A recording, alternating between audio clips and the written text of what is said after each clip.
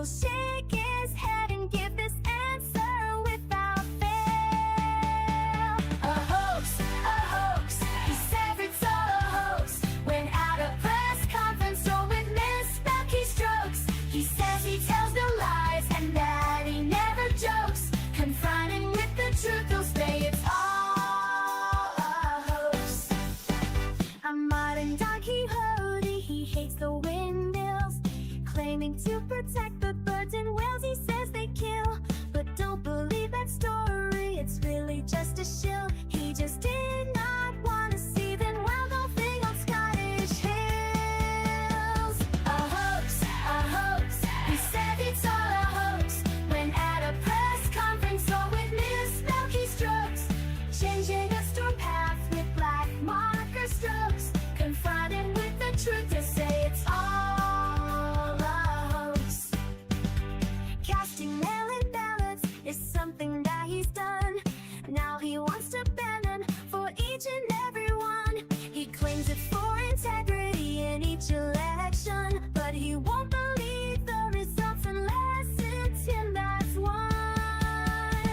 A hoax, he says it's all a hoax. When at a press conference or with misspelled keystrokes, they'll fool you with distractions like real sugar in Cokes. Confronting with the truth, he'll say it's all a hoax. He promised to release all the Epstein files that caused all the MAGA base to react with smiles.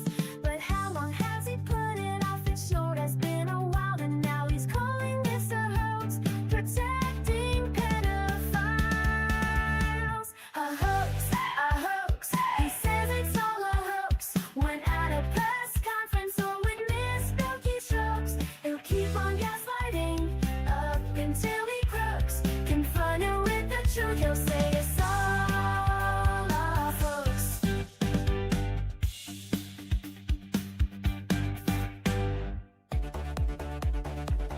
Trump piled debt, trillions tall.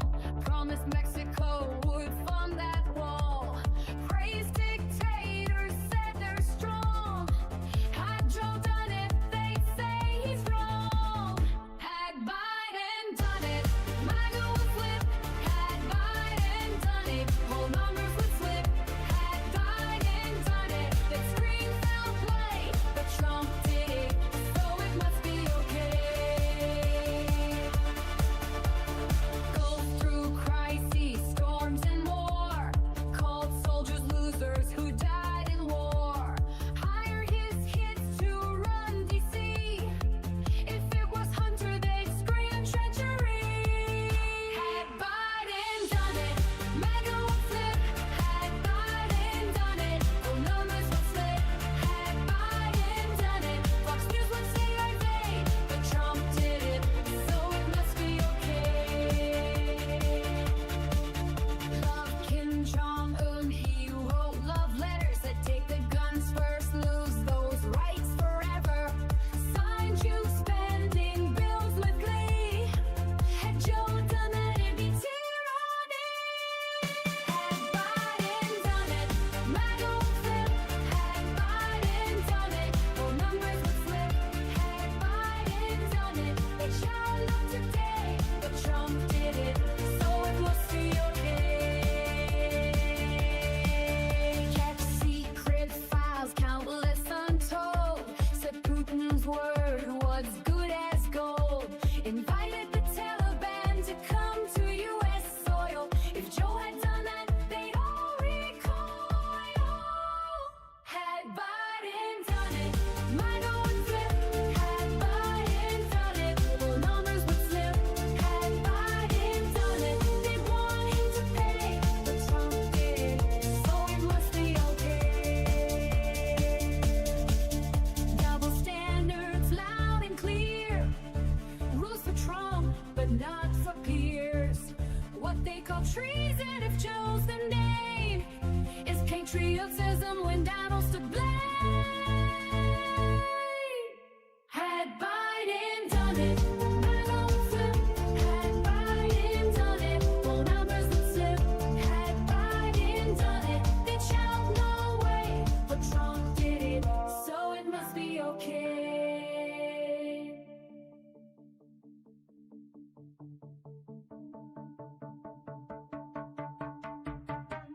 This just in. A sudden spike in logic levels across the city. Citizens report seeing a man with glasses and a podcast mic.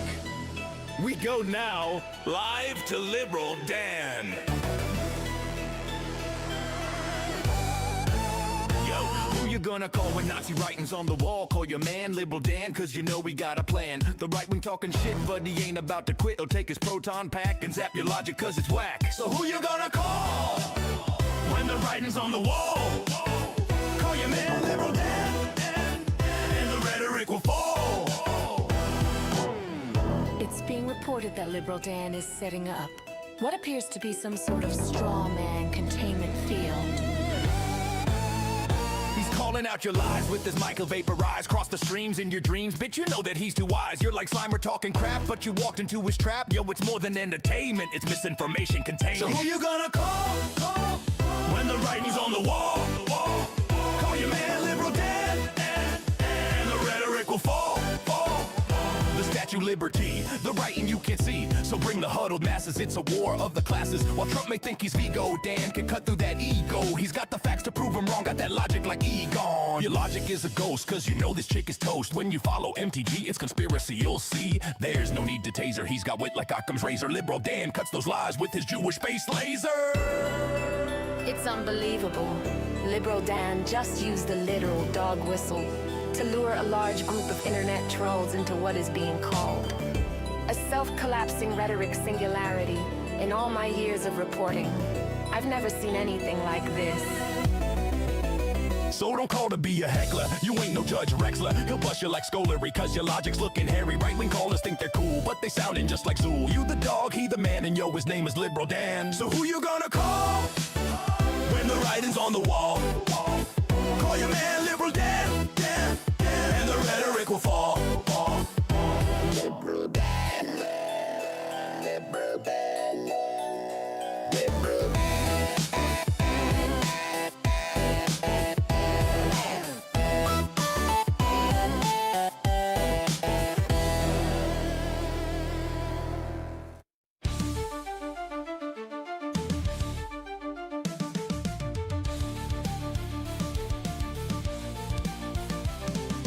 Self-proclaimed king, a groper in chief, stealing our country, a crooked orange thief.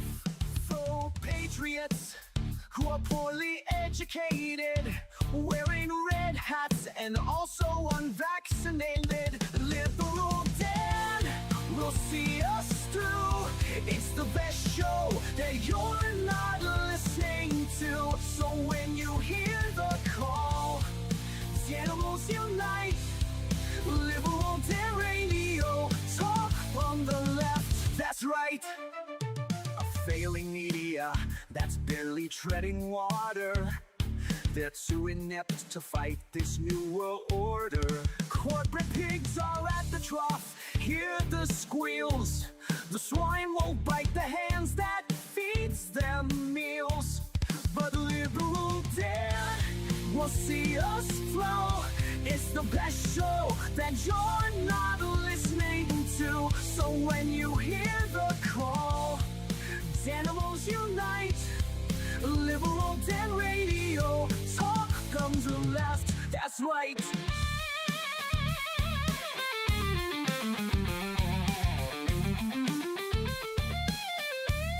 A leftist voice on air, exposing MAGA treason, breaking through their lies with facts, logic, and reason. Unmasking hypocrisy, the truth will be our guide. Call out their lies, justice is on our side. Cause Liberal Dan will see us through. It's the best show that you're not listening to. So when you hear the call, animals unite. Liberal Dan Radio, talk on the left, that's right. Liberal Dan Radio, talk from the left, that's right.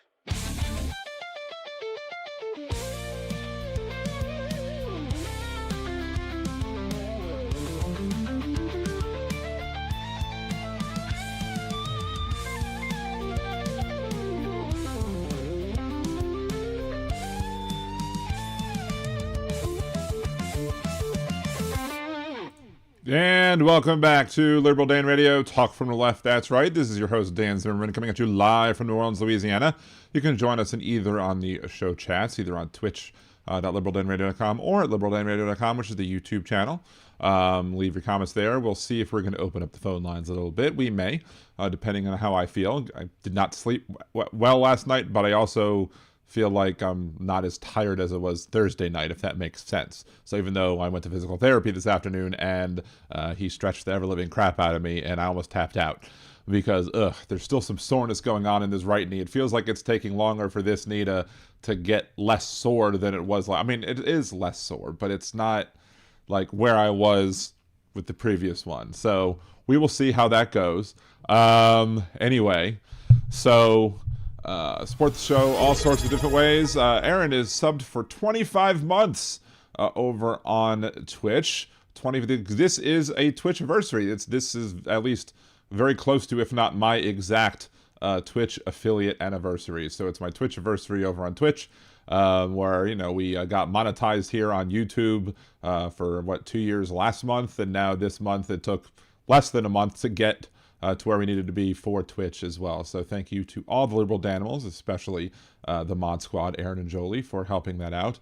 Other ways to support the show, Venmo, the Liberal Dan at Venmo, buy me a cider, go to buymeacoffee.com/liberaldanradio, or click on the Buy Me a Cider button at liberaldan.com.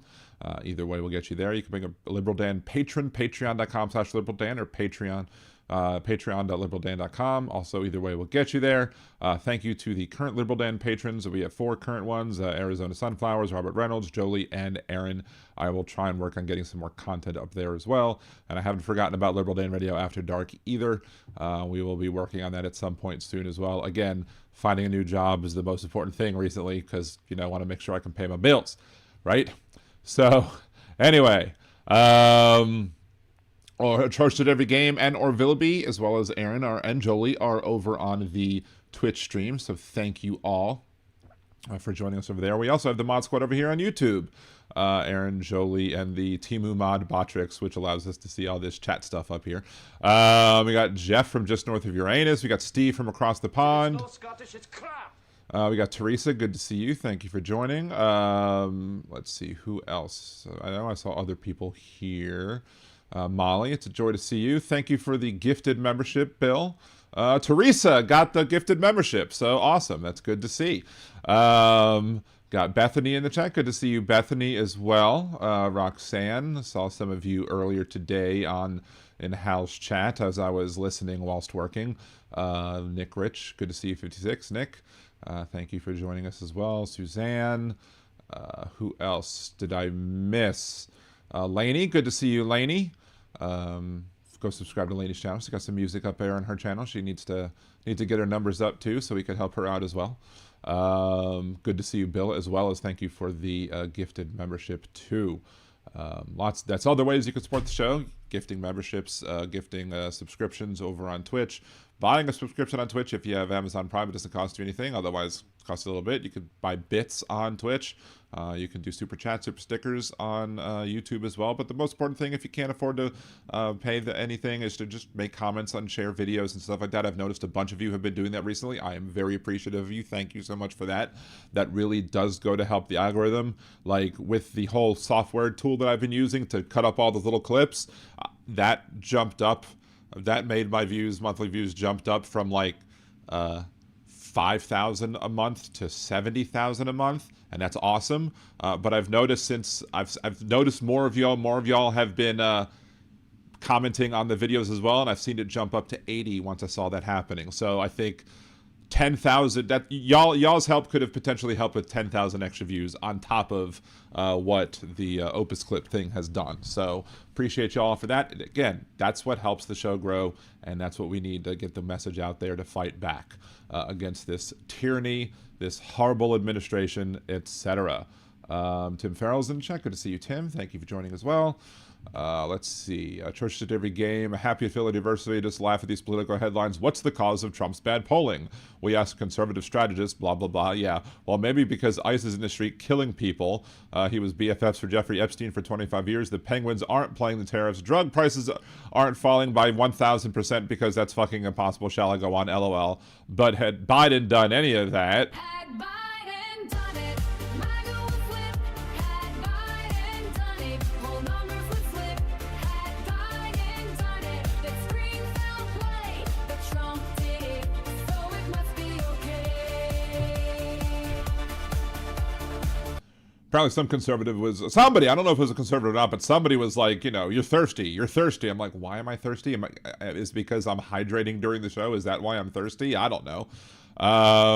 So anyway, that was an interesting thing. But again, I guess I did forget one of the other ways that you can support the show is go into Liberal Dan store. It's store.liberaldanradio.com, but you can click to it from the YouTube channel. Jolie and Aaron also have the direct link to it. And this is one of my newest creations, the Melt Ice shirt. You can get that for yourself. I still have yet to buy it for me. We will at some point. I'll get it for myself and then, you know, whatever. But if you want to get the shirt for yourself too, go ahead and get it. It's $30 over at the Liberal Dan Radio store, which is liberaldanradio/stop.fourthwall.com. Or if you put HTTP without the S, store.liberaldanradio.com, you'll get there as well. So there you go. Jolie put the link. Appreciate you, Jolie. I don't want to put you in timeout. I'm trying to pin the message. There you go. Yes, let's put the mod in timeout. Let's see how that works.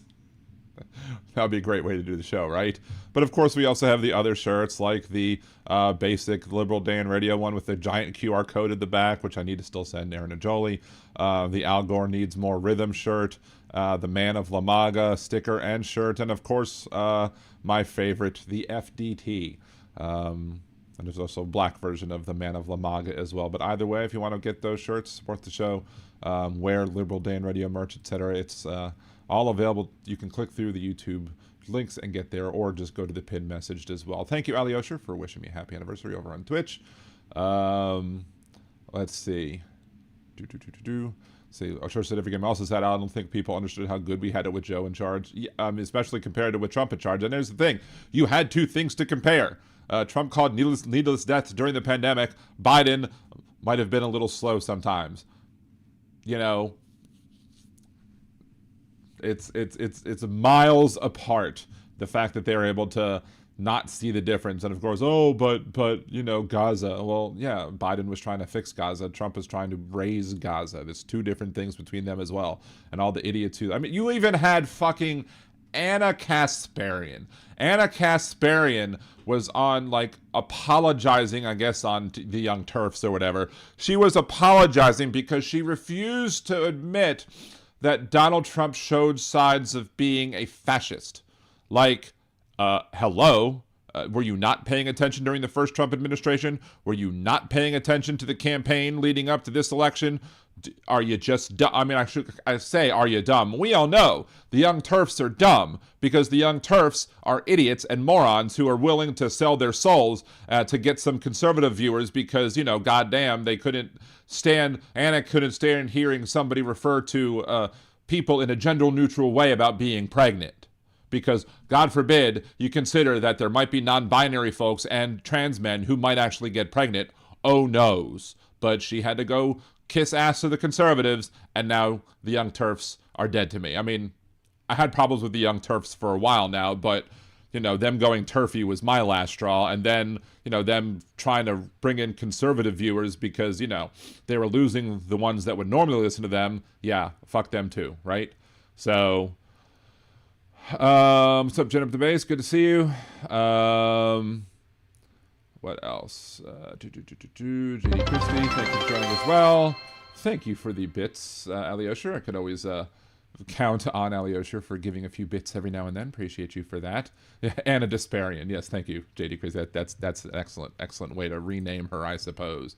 So, but yeah, we have no use for the Young Turfs anymore. That's why we need new media. We don't just need new media from the big guys. We need new media from the people who are willing to sell their souls for whatever it is to get them the buck. I'm not going to sell my soul here. I know plenty of others like Hal, Trucker John, Ojeda, Midas, Street Smarts Politics, another channel I watch a lot, and we're not selling our souls. We're gonna stand up and keep fighting the fight, and not sell out to conservative interest and or money. We'll be honest with everybody. We'll be honest with what's going on. I'll be happy to correct something. Like if you happen to notice, if you follow me on Facebook, Liberal Dan Radio on Facebook, you will see that I had once posted a picture of Donald Trump's, screenshot of Donald Trump's supposed Truth Social post that said something about you shouldn't be in public with a gun or something like that. Like only criminals are in public with a gun or some shit like that. And it seemed reasonable because of all the other stuff that his other supporters have said, like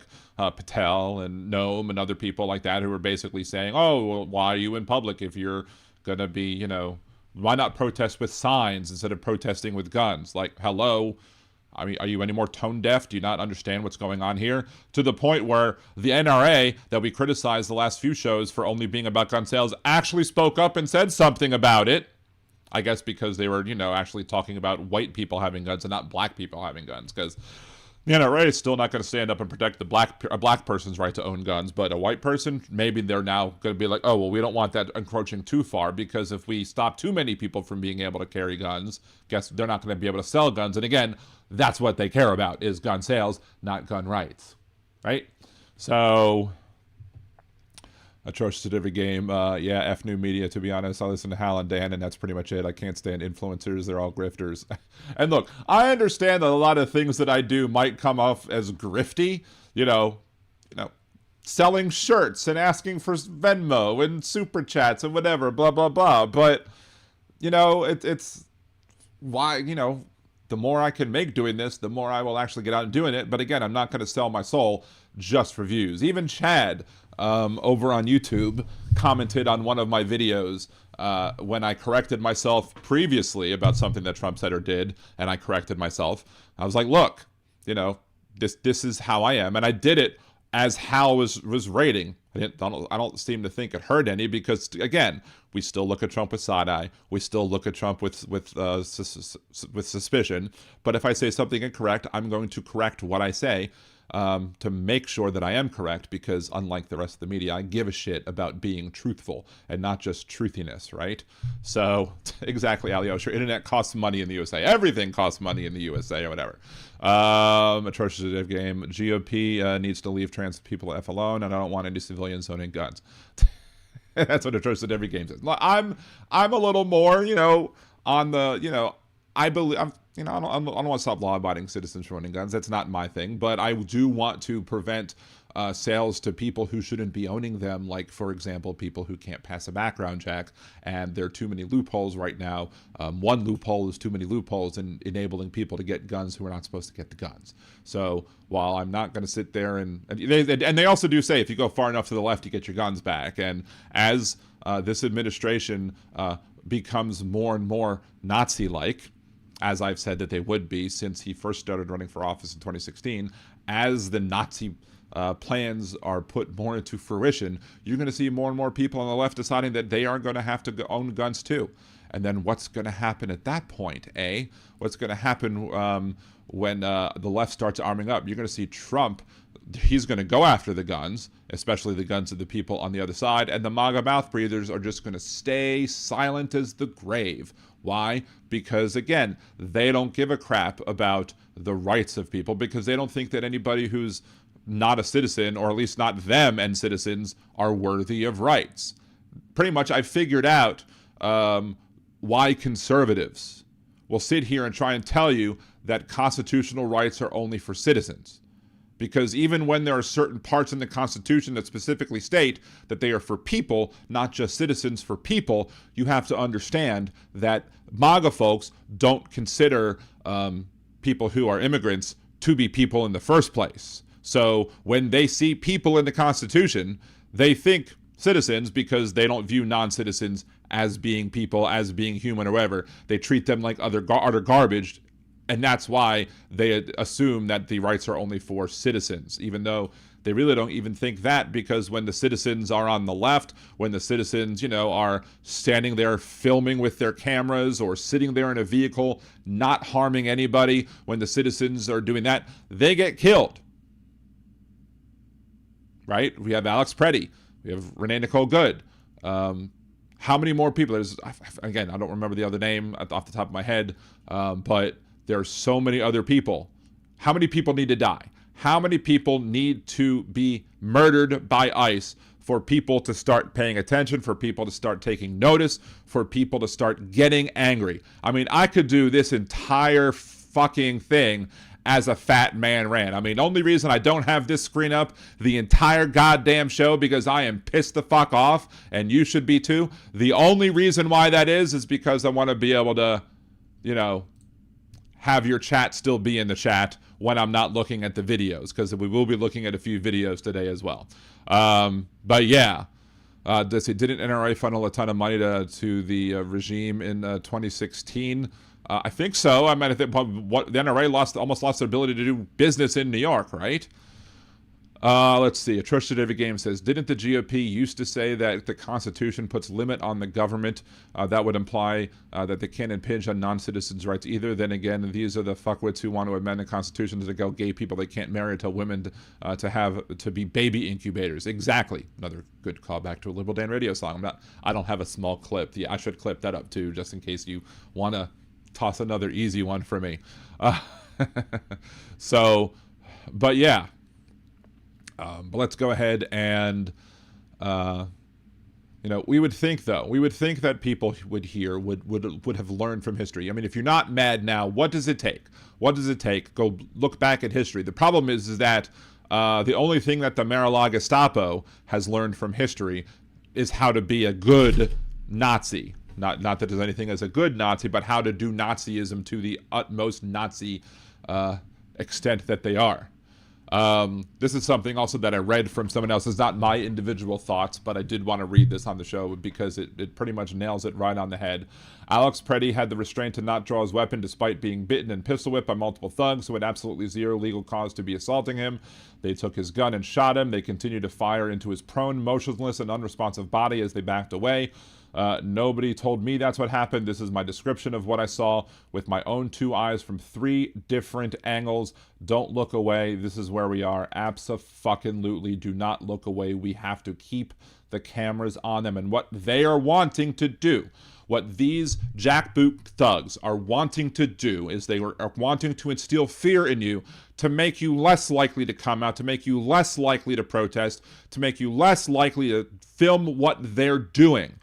Because then they feel that they can get away with it. This is why they're not targeting the states that have the largest undocumented populations in this country. There's not these big, massive operations in Florida. There's not these big, massive operations in Texas, 2 of the 4 biggest states as it pertains to individuals who are undocumented. They're not there. They went to California a little bit, but then they ran away. Minneapolis, Maine, New Orleans. Yes, New Orleans is in Louisiana, which is a red state, but New Orleans proper is a blue area. So they went to New Orleans to go after the individuals as well, to cause fear, stoke fear into the hearts and minds of the populace so that we are less likely to stand up and resist their Nazi-esque ways. And that's why we have to say no, but we have to also point out the hypocrisy. What's in Maine? Like lobsters? There's more lobsters in Maine than there are people who are undocumented. Like, come on. Like, maybe they just wanted to go up there to get lobsters. No, what they want to do is they want to terrorize the individuals. They want to terrorize communities and want to make it known that this could happen to your community too if you dare stand up and say something about these jackbooted Nazi frickin' thugs. Let's see. There are reports that Bovino has effectively been fired. Yes, Spaceplum. I will get to that in a second. Because that's on my show thing. Bovino demoted. There you go. And they anticipate that he's going to resign shortly thereafter. See, Tristan Game. I wonder if it was Trump or Noem. I have no doubt the guy is an a-hole, but seems like an effort to scapegoat this one person. Botox Noem is going to spend the rest of her miserable life in a Minnesota state prison. One could only hope. Yes, exactly. ICE is ramping up in Maine. There's like 1,000 individuals of Somali descent, for example, that are in Maine, and they're going right to that community. Because, again, they want to terrorize people. They want to do these in small areas. Again, they're not going after Texas. They're not going after Florida. Why aren't they going after Texas? Why aren't they going after Florida? Well, because their goal isn't people here illegally or not. Their goal is fear. Their goal is control. Their goal is submission. They want you to submit. They want you to stop standing up to them.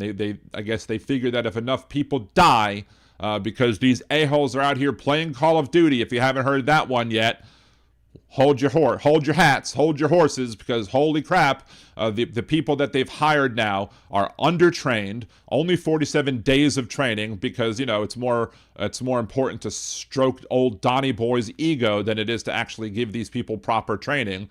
They didn't have the time to, you know, train them properly to ramp up, so they just put uniforms on them, sent them out into as Border Patrol agents, sent them out as ICE agents, and then had them go terrorize people. And said, go have your fun. Here's your bonuses to go get, 100 scalps, I guess. I don't know. It's absolutely ridiculous. Moreover, why is ICE not going after illegal, I don't say illegal, but Cubans and Russians who are undocumented? Well, I clearly have that answer for you as to why they're not going after Cubans and Russians who might be here in an undocumented manner. Because Russians probably report to Putin, and Donald Trump also reports to Putin because he's Putin's little bitch. And the Cubans, well, they want the support of the Cubans because that is a more conservative Hispanic voting bloc, and they don't want to go out, lose another group of people like they've lost some people as well. So, let's see, the governor of Maine also pushed back on Trump's anti-trans BS in Maine high school sports, more retribution. Exactly, that's another thing. Donald Trump is going to give retribution, etc. Now, there's talk out there that was it Noem or was it Blondie who said something to the effect of, if you give us your voter list, we'll go away. And supposedly whatever. But again, I don't believe that's just it. There's more to it than just that. You can't even believe what the Trump administration says, because even when they say something that sounds truthful, it still ends up being a lie. So anyway, yes, Blondie. I said that specifically, Blondie. Hell, even Jeff Carrere, host of Ringside Politics, the conservative show I sometimes cite and listen to or whatever, even he called her Pam Blondie. And I'm like, whoa. That's interesting right there. Alyosha, MAGA, failure is not the surprise. Failure is design. Shame is not absent. Shame is relevant. The damage is not personal. The damage is systemic. This is not a president. This is a mechanism. World laughs, Simpson profits. People say this is the record. This is the end of delusion. Yes, exactly. I forgot about that. That has to be an impeachment prosecutable offense. Right, or does nothing matter anymore? Nothing really matters. Anyone can see. Nothing really matters to me. I'm sorry. I wasn't going to do Freddie bad like that. But anyway, let's go ahead and watch this first press conference here prior to Bovino getting his fate today. That happened late this afternoon. But here we are. Here's Greg Bovine excrement here with some after the killing of Alex Preddy. Commander Bovino, when it comes to the shooting, from what I understand, there were 2 agents who fired shots. We know one of the agents had 8 years experience, and we know he was a less lethal instructor and had this training. What did the other agent, what was his history, and are they both working right now, or are they on administrative leave? All agents. Well, look, first of all, the answer to that question should be they were put on administrative leave until an investigation can be done. That's what the answer should have been. And that's what typically happens in law enforcement when there's a shooting. You put the person on administrative leave for many reasons. One, for people who have, any sort of empathy or morals or whatever. If they take a life, they're going to be shooken up and not ready to go back into the field. But I guess not these thugs. These thugs look at this as a video game. But the answer still should be, you put them on the sidelines to make sure they didn't do anything wrong before putting them out there with guns to go kill people again. Is that what happened? Absolutely the fuck not. That were involved in that scene are working, not in Minneapolis, but in other locations. That's for their safety. There's this. That's for their safety. You're not worried about the safety of the citizens you're supposed to protect and serve. Oh, wait, I'm sorry. The only people that law enforcement wants to protect is themselves, and the only people they're serving are their Nazi masters like Noem and Trump. That's the only protecting and serving that goes on in law enforcement anymore, specifically with the federal law enforcement here. Thing called doxing And oh no, they might get doxxed. Well, your information gets public when you have charges set against you, but they're not going to put charges against these folks because they agree with what they did. Again, this should be another Fat Man rant, but you know, we need to watch the video to respond to it anyway too, right? the safety of our employees is very important to us, so we're going to keep those. Yes, the safety of your employees are the only thing that's important to you because you don't give a rat's ass about the safety of anybody else around you, especially when you're out in the field doing your bullshit. But you've moved them out of Minnesota. Isn't that aiding and abetting a felon? If he's, he actually did murder somebody, because, I mean, the video evidence is there.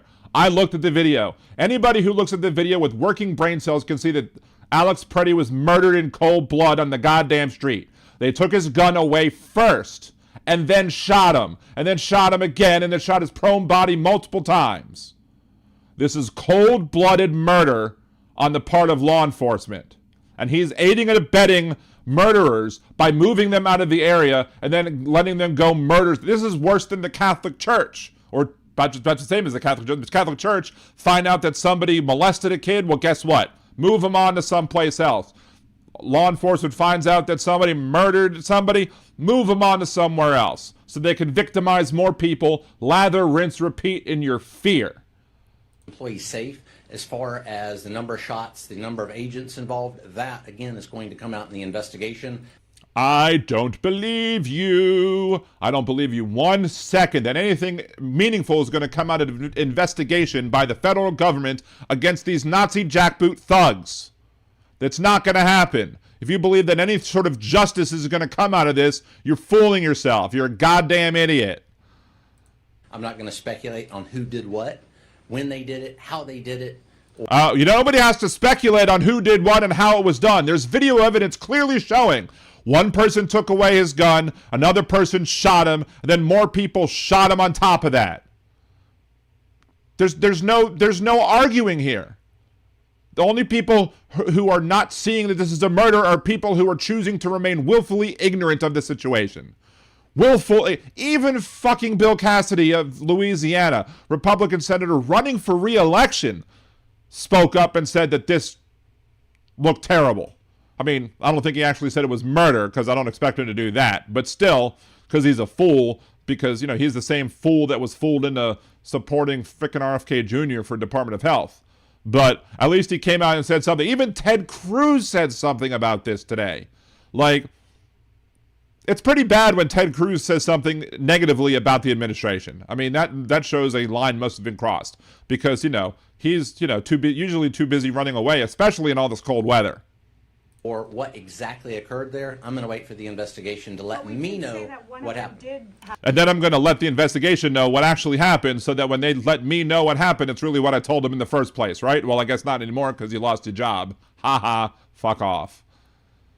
Have 8 years experience, so we are talking about one of the agents. Why Yes. not talk about the other who shot as well? Because before those facts come out, we need to ensure that we're talking truthfully and accurately. And before I speculate, I'm going to talk truthfully and accurately. He can't even get it out straight because he knows he's not talking truthfully. He knows truthfulness is not something that belongs to him or this administration to begin with. Truth is foreign to them. Truth is so foreign to them, they're trying to deport it. Thank you, Bill P, for the super chat. Appreciate you for that. Let's go to the next video, shall we? Because we are going to see what was going on with this. Again, you might see some things you might not want to see, but here you go. It is Bash on CNN talking to bovine excrement to see specifically what he has to say about what happened in this. Again, disturbing content. Please watch with care. It looked to us from every angle, sir. Look, there was, again, if you looked at the bottom, the young woman was pushed, and all he tried to do was go help pick her up while trying to block his face from getting pepper sprayed. That he was approached by them when he was helping another individual who was... Yeah, and he was approached by them, and they were pushing him back, and he didn't push back. He just allowed them to keep pushing him back. He did not fight back against them. Had his hand up, one hand on a camera, one hand up. He was not doing anything aggressive. Nothing whatsoever. There was no reason. And then they attacked this woman. No reason whatsoever. And here's a point that I want to make. That law enforcement should have a requirement to de-escalate whenever possible. And they might say that they do, but clearly federal law enforcement, specifically ICE and Border Patrol, are not given that order whatsoever, because it doesn't appear like not only are they trying to de-escalate, it looks like they are purposely trying to escalate as much as possible. Why? Again, because they want to stoke fear. They want to stoke fear in the populace so that the population is less likely to stand up and record them and call them names. More on that in a second. But let's continue with this video. Was pushed down. What evidence do you have that he was assaulting any law enforcement? Dana, we don't need a suspect's help in an active law enforcement scene. An active law enforcement scene. There was no active, it was law enforcement walking down the street. And I even flinch at calling them law enforcement because, you know, they're not enforcing the law. They're breaking the law. If you murder somebody, that's not law enforcement, that's law breaking.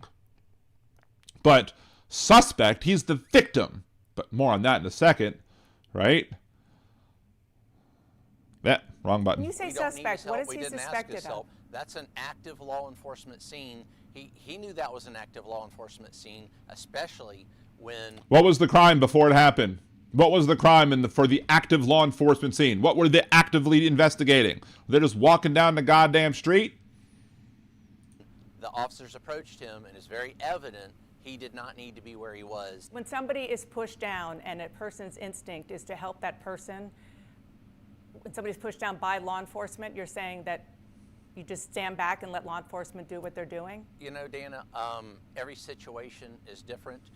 I'm not going to talk about specifics because I know I'll probably get fired if I do, but you did anyway, so haha, fuck you, but let's continue. What our officers are faced with here in Minneapolis are chaotic, very difficult and violent situations. They're causing the chaos and they're causing the violence, you dumb shit. In which individuals, and this suspect is not the only one to bring a loaded weapon to a riot. Yeah, there are plenty of people who blow out loaded weapons to riots, and y'all are silent about the grave when it comes to that. Kyle Rittenhouse, anybody? Holding a big-ass rifle that he shouldn't have been carrying in the middle of the goddamn street. And they're okay with that. This guy wasn't even brandishing his gun. Now, this administration says that he was brandishing, but again, they're full of shit. The only time that Alex Preddy had his gun outside of the holster is when ICE agents and Border Patrol agents pulled the gun out and took it from him. They stole his gun, or confiscated it at least, and then murdered him for having a gun. What happened to the Second Amendment, you morons? I guess it goes the way out the window when it's not people that you support. Second Amendment only for me and not for thee. That's hypocrisy every step of the week. Every day of the week. Situations are chaotic and ever changing. Follow directions for law enforcement. Don't inject yourself knowingly. What directions were given that he didn't follow? What lawful orders did a law enforcement officer give Alex Preddy that he did not follow? And what is wrong about turning your back on law enforcement and helping somebody who just fell to the ground get up? That's what decent human beings do, but bovine excrement doesn't understand what decent humans do because he's not decent, and I question whether or not he's human. Beforehand, into a law enforcement situation. With respect, it feels as though... With respect, that's very hard. I would not be able to say with respect if I was interviewing him. I'd be like, fuck you, but, you know, go on. In some ways, you're blaming the victim here. The victims are the Border Patrol agents. I'm not blaming. I mean, maybe when he goes back and retires back to his town in California or whatever, maybe when he does that, he could start a career in stand-up comedy because that right there was a joke and no more, no less, right? Blaming the Border Patrol agents. The victim are the Border Patrol agents. The suspect. Yes, the victim. I'm a victim, Daddy. Victimize me harder. Put himself in that situation. The victims are the Border Patrol agents there. Yeah, he put themselves in a situation to be dead? No, he did not. He never draws his weapon on law enforcement, never brandished his weapon. He never did anything wrong except trying to help a woman who your bullies pushed over and help her stand back up. That's all he did. And you murdered her. And I say you because you're responsible for the people under your command. Well, I guess not anymore because, again, you got shit canned from your position. Ha ha. I just want to also go back to what I was asking about with regard to what Secretary Noem said, that he was brandishing a gun. At any point, do you have any evidence that, yes, he had a gun on his person? Was he brandishing it? We heard the law enforcement officer say gun, gun, gun. So at some point, they knew there was a gun. We heard him say gun, gun, gun, so at some point there was a gun. Yes, there was a gun. It was in his holster. He never pulled it out. He never brandished it, unlike what y'all said he did. And again, as we've talked about on this show before, law enforcement officers get trained, local, federal, wherever. These people get unofficial training from their higher-ups to basically say, shout things to protect yourself in a potential trial, even if what you're shouting is not true. Like, they could shout gun, gun, gun, never having seen a gun, just to justify them shooting, and then like, oh, I thought I saw a gun. Maybe it was his other cell phone or something, or maybe it was his cell phone. I don't know. Or they'll say, stop reaching for my gun. Why? Because they want to be able to prove in court, or at least give enough doubt in court to not stop them from being convicted of a crime. Oh, he thought that he was having his gun reached for, so therefore that's why he shouted, stop reaching for my gun. There's one situation again where we've seen where he was not reaching for the gun, and the person was able to get off because, thank goodness, they had another dash cam on that pulled right up in front of the car to show that this person was never once reaching for this officer's gun. They'll yell, stop resisting, even if you're not resisting. Why? Because they want to make you think that they're resisting to justify their thuggish, Nazi, brutal behavior. They want to justify the actions that they do to stoke fear in you and the populace.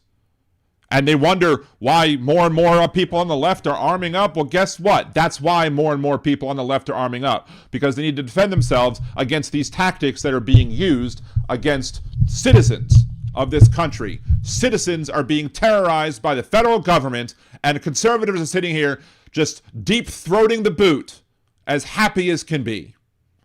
Let's continue. So again, that is going to be part of that investigation as to what was happening on the ground there between those victims, the Border Patrol agent victims. No fucking victims. They are thugs. They're murderers. And if they weren't involved in shooting him, they were absolutely involved in helping to cover it up. So fuck off with that as well. That bullshit right there. Someone said something about the volume of the clips being too low. Is it better? Did it get better mid-video or not? Wait, someone's quoting Zeppelin in there. Orb Rumor is quoting Zeppelin. Anyway, sorry. Off to the land of the ice and snow and the winter. Anyway. Social media is a cesspool of toxicity. I'm trying to wean myself off of it entirely. Imagine had law enforcement acted like this under Biden. Do I seem like a trained monkey to you? Had Biden done it, MAGA would flip. Had Biden done it, whole numbers would flip. Had Biden done it, they'd scream foul play. But Trump did it, so it must be okay. Lady says I'm much louder than the videos. Maybe that's because I'm yelling. Or I mean, hold on. I'll turn this down a little bit too. Maybe that'll help. But yeah. So to answer my own question, yes, apparently I am a trained monkey because I like playing that song. And a church that every game knows it. So let's see. Round 3. I don't think we're watching this whole thing, but we're watching some of it. It's only 6 minutes long, but we will continue to watch more of bovine excrement and his. Have you ever heard anybody else calling them bovine excrement? I don't know. I hadn't yet, and I came up with it today. It's possible other people have, but, you know, if nobody else has, copyright Liberal Dan Radio, Talk from the Left, that's right. So, anyway, so let's go back on, watch this next video, shall we? More bovine excrement. Here we go. Good afternoon. Thank you all for being here today. I'm Gregory Bovino, and I have the privilege and honor of leading United States Border Patrol and Customs and Border Protection. Not anymore. This is the video where people were sharing and they were saying that he looks like somebody's old lesbian aunt. Not that there's anything wrong with lesbian aunts or whatever. It's probably insulting to somebody's lesbian aunt, but still, I found the comment amusing, and you know, again, it's not mine. I don't take credit for it, but still, I found it quite humorous. And you have to find humor wherever you can during this dystopian age that is the second Donald Trump administration. Let's continue. Here in Minneapolis, some of those brave men and women of Border Patrol and Department of Homeland Brave, yeah, fuck off. Security law enforcement join me here today to show support for all federal law enforcement who have been under constant attack. They're under constant attack. Oh no, what are the people are saying mean things about them, and maybe one got a snowball thrown at them or something. So sad. In Minneapolis for weeks now. This maybe, you know, you should act better and, you know, people wouldn't be treating you like that. morning was no different. At 9:05 a.m. Central Standard Time, as DHS law enforcement officers were conducting a targeted operation in Minneapolis against targeting who? An illegal alien, Jose Huerta Chuma. Again, I don't believe you. At this point, I don't believe anything this administration says. Whether it's Jose Chuma or whether it's somebody else or whether it's nobody and they're just out there stoking fear. There's no reason for me to believe any of the damn words that they say. But we still have to follow it. We still have to watch them because, you know, there might be some truthiness in it, I guess, so we can watch our asses for the next time they try and murder somebody. You can see this illegal alien on the screen to my left and right. That is Jose Huerta Chuma, whose criminal history includes domestic assault to intentionally inflict bodily harm, disorderly conduct, and driving without a valid license. Oh, he drove without a license! I mean, how dare he? Really? I mean, was that important? Oh, disorderly conduct. I mean, I'm sure most of the people at these protests, where they're protesting ICE, I'm sure they're considered to be disorderly as well. But, you know, who can trust this administration on what is disorderly conduct and what is, you know, actual, you know, just people using their First Amendment rights to free speech? Now, you know, if he actually committed domestic assault, then fine, go after him. But here's the thing. Y'all have gone after so many people who are here legally that we don't believe that you're going after people who are actually bad people, the worst of the worst, the bad hombres, if you will, right?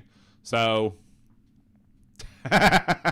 Gin of the best. There's nothing wrong with a lesbian, and if the cardigan sweater fits, maybe I'm all about. Well, maybe he'll have time to wear more cardigan sweaters when he gets home, since he's been, you know, let go from his current position, according to reports. Let's continue.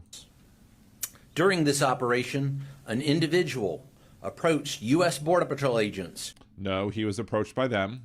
With a 9mm semi-automatic handgun. Holstered and not visible. The agents attempted to disarm the individual. They were, and he never tried to prevent them from disarming him. But he violently resisted. Bullshit. Again, he is gaslighting. This administration is full of gaslighters. The evidence is clear on the video that he did not try and do any of that crap, but they're going to keep lying to justify their bad behavior in the hopes that enough people just go, oh, okay, well, they said it, so it must be true. Fearing for his life and the lives and safety of fellow officers, a Border Patrol agent fired defensive shots. There was no defensive shots fired. They already had the damn gun. The gun was in their possession before the firing started. Somebody even reported that the person who had the gun might have even discharged the gun itself. And hell, that's probably one thing that they would want to do if they wanted to get away with murder, is that they would make sure that the gun was discharged at least once, so that when ballistics goes and looks at the gun, they're going to be like, oh, well, apparently it was fired once. And then be like, oh, well, it must have been him that fired it, so therefore it justifies the self-defense. Which is, again, more bullshit and more gaslighting. Again, this is why the Republicans love fracking so much, because they need more natural gas to do all the gaslighting that they do. Medics on the scene immediately delivered medical aid to the subject. Unlike Renee Nicole Bass, when there was a doctor there, and they said, well, you know, not Renee Nicole Good, I'm sorry. Renee Nicole Good, missing up several people's names there, but Renee Nicole Good was not allowed to get first aid treatment administered to her. And apparently also, it wasn't the first shot that killed her, it was the next two.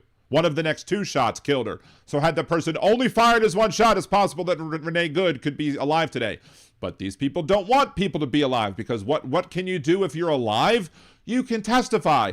That's why they fire as many rounds into the individuals as possible, so they make sure that they're dead, so they don't have to, so they can't be called on to testify against the criminal behavior.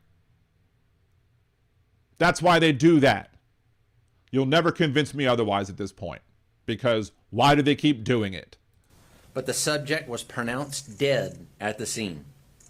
The suspect also had... The suspects are the law enforcement individuals. The suspects are the murderers of Alex Freddie, not the other way around. 2 loaded magazines and no accessible ID. Oh no, no accessible ID. Papers, please, everyone. Papers, please. We now have to live in Soviet Russia, I guess, to show our papers to any member of law enforcement who approaches you. And, oh, he had 2 whole loaded magazines. Did you criticize the people who were conservatives who had guns and loaded magazines on January 6th? Did you criticize the people who had guns and loaded magazines who came down to protest the monuments, either in Charlottesville, here in New Orleans, or anywhere else that monuments were taken down? No. Did you criticize the people at the Bundy Ranch who had AR-15s and other rifles pointed directly at law enforcement? And y'all said nothing about that. Y'all defended their Second Amendment rights to not just have those guns, but to point those guns at members of law enforcement. You don't give a shit when conservatives do that crap, but when somebody has one holstered and has rounds in his pocket or whatever, that makes you shit your pants and make you say, oh, he shouldn't have had his guns. No, he was fine. It's the people at the Bundy Ranch. Those are the people who are actually threatening law enforcement with their guns, and y'all sit back and do nothing about that bullshit. It's ridiculous. I always say on the show that hypocrisy is a conservative prerequisite. But to sit here and try and literally make these arguments, oh, he had a pistol and he had magazines, like every American citizen has the right to do. And I would even argue that any person has the right to do as long as you're law-abiding. Everybody has the right to own a gun according to the Constitution. Y'all always say that until it's inconvenient. Then you just wipe your ass with the Constitution and then murder people for simply carrying a damn gun. The libertarians are at least speaking out about this and saying this is a whole bunch of bullshit. At least the libertarians are standing up, even though some, whatever with the libertarians, but at least they're consistent. At least they're consistent when they say that Republicans and conservatives should be able to have guns, and liberals and leftists should be able to hold guns, etc. At least the libertarians are consistent about who they believe should have guns and who should not have guns, and that it's not the job of the government to determine that. That's what the libertarians will say. These people will say that you can't take my guns, but we'll take yours. These are the same people who are like, stop and frisk, sure, as long as they're black and brown people, stop and frisk them all the live long day. But don't you dare ask somebody who's a conservative to, show their ID or, stop carrying a weapon or whatever, because then all the shit will hit the fan. So let's continue. This looks like a situation where an individual wanted to do maximum damage and massacre law enforcement. Bullshit. Again, that is more fear-mongering. That's what they're going to say the next time too. Again, remember they started their crap with the weaponizing vehicles? They're going to keep using that people are weaponizing vehicles, and now they're going to say that he was there to massacre law enforcement. There's no evidence whatsoever that he was going to do any harm to anybody. He was there to video, and he just had the gun on himself for self-defense. What y'all say that people should be armed for? Self-defense. Y'all conservatives also say, guess what? That the reason you need to have guns is to stand up against a tyrannical government. Well, knock, knock, who's there? Tyranny. You going to answer the call, or are you going to goose step and bootlick all the live long day? Let's continue.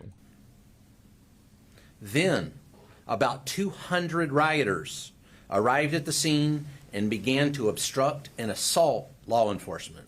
I mean, I haven't seen videos of law enforcement at that point getting assaulted too, but why would we believe you on that when you clearly bullshitted us about the whole thing about him trying to massacre law enforcement and him being a threat and him violently resisting, yada, yada, yada. You full of shit of that. Why would we believe you about that? And you know what? You're probably going to get 200 pissed off people who are there protesting because they just saw you, witnessed you murder an American citizen, a registered nurse, somebody who dedicates his life helping people, saving people's lives. He actually wants to serve the public by saving people's lives, and that's what he was trying to do there too, by protecting a woman who was just falling down. Well, can't have that, so let's murder him instead, right? Fucking Nazis. All a bunch of fucking Nazis in this administration. They get rid of one Nazi, they'll replace him with 3 more, and it'll be even worse. They probably let him go not for what he did, but what he said. Maybe he said one thing that Trump was like, oh, that was too far. We can't have him saying that, so let him go retire, blah, blah, blah. Crowd control measures have been deployed for the safety of the public and law enforcement. Yeah, the safety of the public. Your crowd control measures harm the public. They don't protect the public. They're only there to protect yourselves and no one else, and you wouldn't need to be doing that bullshit to protect yourselves if you weren't acting like a bunch of idiots. Yes, Lady Tang, a whole bunch of bovine excrement. That's who he be. This situation is evolving, and more information I thought they didn't believe in evolution. is forthcoming. The officer was highly trained and had been serving as a Border Patrol agent for 8 years. Fuck off. No, that's not highly trained. That's 8 years of failing to train if that officer believed that that was the appropriate action to take at that point in time. The officer has extensive training as a range safety officer. Well, he wasn't on the range, so I guess it didn't work there, huh? And less lethal officer. Still, if you knew that you could use less lethal, you had, 8 people on top of him. He wasn't reaching for his gun. You took it. He was not a threat to anybody. And y'all murdered him. And now you're sitting here making excuses because, the thin blue line. Fuck the thin blue line. Fuck that thin blue line. Period. The thin blue line allows cops to be bad cops and prevents any cop to want to actually call out the bad cops from calling them out too. Because of the thin blue line. Fuck off. Next. As mentioned, this is only the latest attack on law enforcement. Across the country, the men and women of DHS have been attacked, shot at, doxxed, had their family members threatened. And look, if you're threatening a family member of law enforcement, get up, grow up and get a life and stop doing that shit, But it's not, maybe it's, I would say this. If you're married to one of these thug cops, you probably feel like you can't leave even if you wanted to, because if they're abusive that way in public, imagine what they're doing in private, right? There is data that shows that cops tend to be more violent towards their wives than the general population. So I'm not going to sit here and blame somebody for being a abused wife of a cop. And I'm just not going to say that every cop abuses their wives, but it's more likely than the general population that they do abuse their wives. So I'm not going to sit here and blame a wife for staying in a situation that she might be too terrified to leave. So I'm not going to sit there and do that. So don't go doxing wives and kids. But if you fucking, I don't give a rat's ass about these Nazi thugs anymore. I'm not saying no quarter, but... And, as we have seen more than 100 vehicle rammings over the past year again...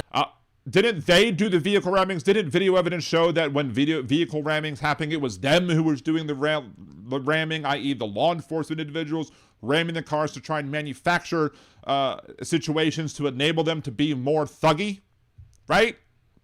That did happen. If you think I'm making this up, let me know in the comments, but I recall that very, very plain as day. Against federal law enforcement. We will not allow violence against our law enforcement officers. But we will allow violence against the citizens when we murder them. And we need state and local help. State and local law enforcement to help us coordinate. Nope. State and local law enforcement do not have to help you coordinate. The Constitution only gives the authority of dealing with naturalization and immigration to Congress via Article 1, Section 8. Then the administration can enforce the laws that Congress creates. And then the Supreme Court and the judicial branch underneath the Supreme Court gets to determine if the actions taken by the administration are constitutional or legal or not. That's how this is supposed to work. And because the authority to deal with border issues like naturalization, immigration, etc., belongs to the federal government, it's not one that the states get via the 10th Amendment. Therefore, state and local law enforcement are under no requirement whatsoever to help you. Not only are they under no requirement, they have no authority to do so. And any conservatives out here trying to say that they should be, go read your Constitution, read it again, and maybe, get a new one if you were too busy wiping your ass with your old copy. Maybe you need a new copy, or just go online and print another one out if you can figure out how to, actually use your computer. Because, Donald Trump did say he loved the poorly educated, so maybe they don't even know how to do that. But get yourself a new copy of the Constitution. Maybe have it a coloring book version. Maybe have somebody read it to you that you trust to understand the fact that state and local law enforcement does not have any authority whatsoever to deal with law enforcement actions when it comes to immigration and naturalization. Therefore, you asking them to do so is you asking them to violate the Constitution. But we shouldn't be surprised that a member of the Trump administration, at least at the time, was asking local law enforcement to violate the Constitution, because that's what this administration loves to do. They don't like the Constitution. It's an inconvenience for them. Let's continue. Get violent criminals off the streets. Mayor Fry and Chief O'Hare just a few minutes ago did the opposite of that by omitting the fact that... By omitting the fact, why are you trying to enunciate? To make yourself sound more intelligent? Because we already know you're a lying piece of shit. It doesn't matter how you enunciate your words or not, how hard you hit your T's or not. It's, we already know that you're full of bovine excrement, and that's why I call you that. Let's continue. The suspect had a gun and magazines full of ammunition. So, again, isn't that his constitutional right there, conservatives? Come on, conservatives, let me know. Let me know that Alex Preddy, whether or not he was constitutionally vindicated to have a holstered weapon on his person. Especially because he had a CCL, right? He had a concealed carry permit, a license or whatever. In what looks like a situation, again, where an individual wanted to do maximum damage and massacre law enforcement. Fuck off, you fucker. I want to reiterate what President Donald Trump... Hold on, let's see. Alyosha says, and Chad, it seems to me DHS and ISO the supreme law enforcement. Why? With 47 days, weeks of training. Exactly, 47. Well, 47, because you need to kiss Donald Trump's ass, and everything has to be 47, right? Secretary Kristi Noem, myself, Director Marcos Charles, and so many others have said time and again, if you obstruct a law enforcement officer or assault a law enforcement officer, you are in violation of the law and will be arrested. Actually, no, what Noem said in front of her podium, at least, was one of ours, all of yours, which is basically threatening to if anything happens to one of the people, that they're going to do it to all of the other people, and as such, collective punishment, which is something that's full of shit. Our law enforcement officers take an oath to protect... They take an oath? Protect the public. Nope. Well, if they took an oath to protect the public, they're violating an oath every damn day, and it's under your leadership, you dumb shit. We go to work every day to protect our friends. Let's see. Maggots, Janelle says, maggots are probably so confused right now. I don't think they're confused at all, because they don't care. The MAGA folks don't care about what the Second Amendment says if it's to anybody else. As long as they get to have their gun, they don't give a shit if the government takes it from anybody else. They don't have the intelligence to understand the first they came for poem. Most people with brains understand the meaning of first they came for and then what happens next. But these idiots are like, what happened? Well, they came for them, at least they didn't come for me. Right? Our neighbors and our fellow citizens. Fuck off, you're murdering them. Shut up. The fact of the matter is that the law does not enforce itself. It takes men and women who are willing to risk their lives to enforce it. And it also takes men and women who are willing to follow the law and follow the Constitution and understand that people have rights that you are violating. You don't want that. You don't want people to think for themselves. You want people who are going to jackboot, Nazi, bootstep, whatever, behind you and say, yes, sir, I'll do whatever you want, sir, yes, daddy. You know, as long as I get my bonus, I'll shoot anybody I feel like it, right? The men and women of CBP and ICE, law enforcement, are highly trained professionals. 47 days isn't highly trained. Shut up. Who love this country and do. I disbelieve that they love this country. The people who are part of law enforcement right now, especially federal law enforcement, are probably people who love the Confederacy. They want to return the Confederate States of America, but they don't love the country as it should be, because the country as it should be wouldn't have law enforcement out in the middle of the streets just so gleefully shooting people, gleefully shooting them. This work because they want to leave their kids. Just say it. He's a lying. See you next Tuesday. And their grandkids a country that's safe and secure. Yeah. Anybody who's willing to give up a little bit of liberty for a little bit of security deserves neither and will lose both. That's what the Founding Fathers believed, at least. And y'all are throwing that out the window, too. Questions? Oh, he had to take out the glasses, so he has to be serious now, right? I mean, look, I understand. I'm the opposite. I actually need to take off my glasses when I'm reading something close up. Otherwise, if it's further away, I need my glasses. So I'm just picking on him in that one or whatever. But, you know, I like to pick on bovine excrement. So let's continue. Commander. One question. First question, when did agents learn that he had a gun, and did he ever brandish that weapon at agents? Allie, this situation, again, is evolving. That's right. We've already heard that part of this already, so let's move on to the next video, shall we? Because we have a couple more that we're going to play. Actually, I don't know. Is this the second part of that from a different angle? I don't know. Well, he doesn't have his glasses on, but this is only about a 2 minute and 15-second one. So let's see. I'm expecting Big Hook. Welcome, Big Hook. Thank you for joining the show. Appreciate you. I'm expecting the new Webster's Dictionary to have under dumbass definition a reference to maggots. Well, at least poorly educated. C, MAGA. MAGA. C, poorly educated, racist, bigot, xenophobe, piece of shit, etc. Let's continue, shall we? Oh, wait, gotta flip the screen back to... Oh, we're not Hypocrite of the Week for this.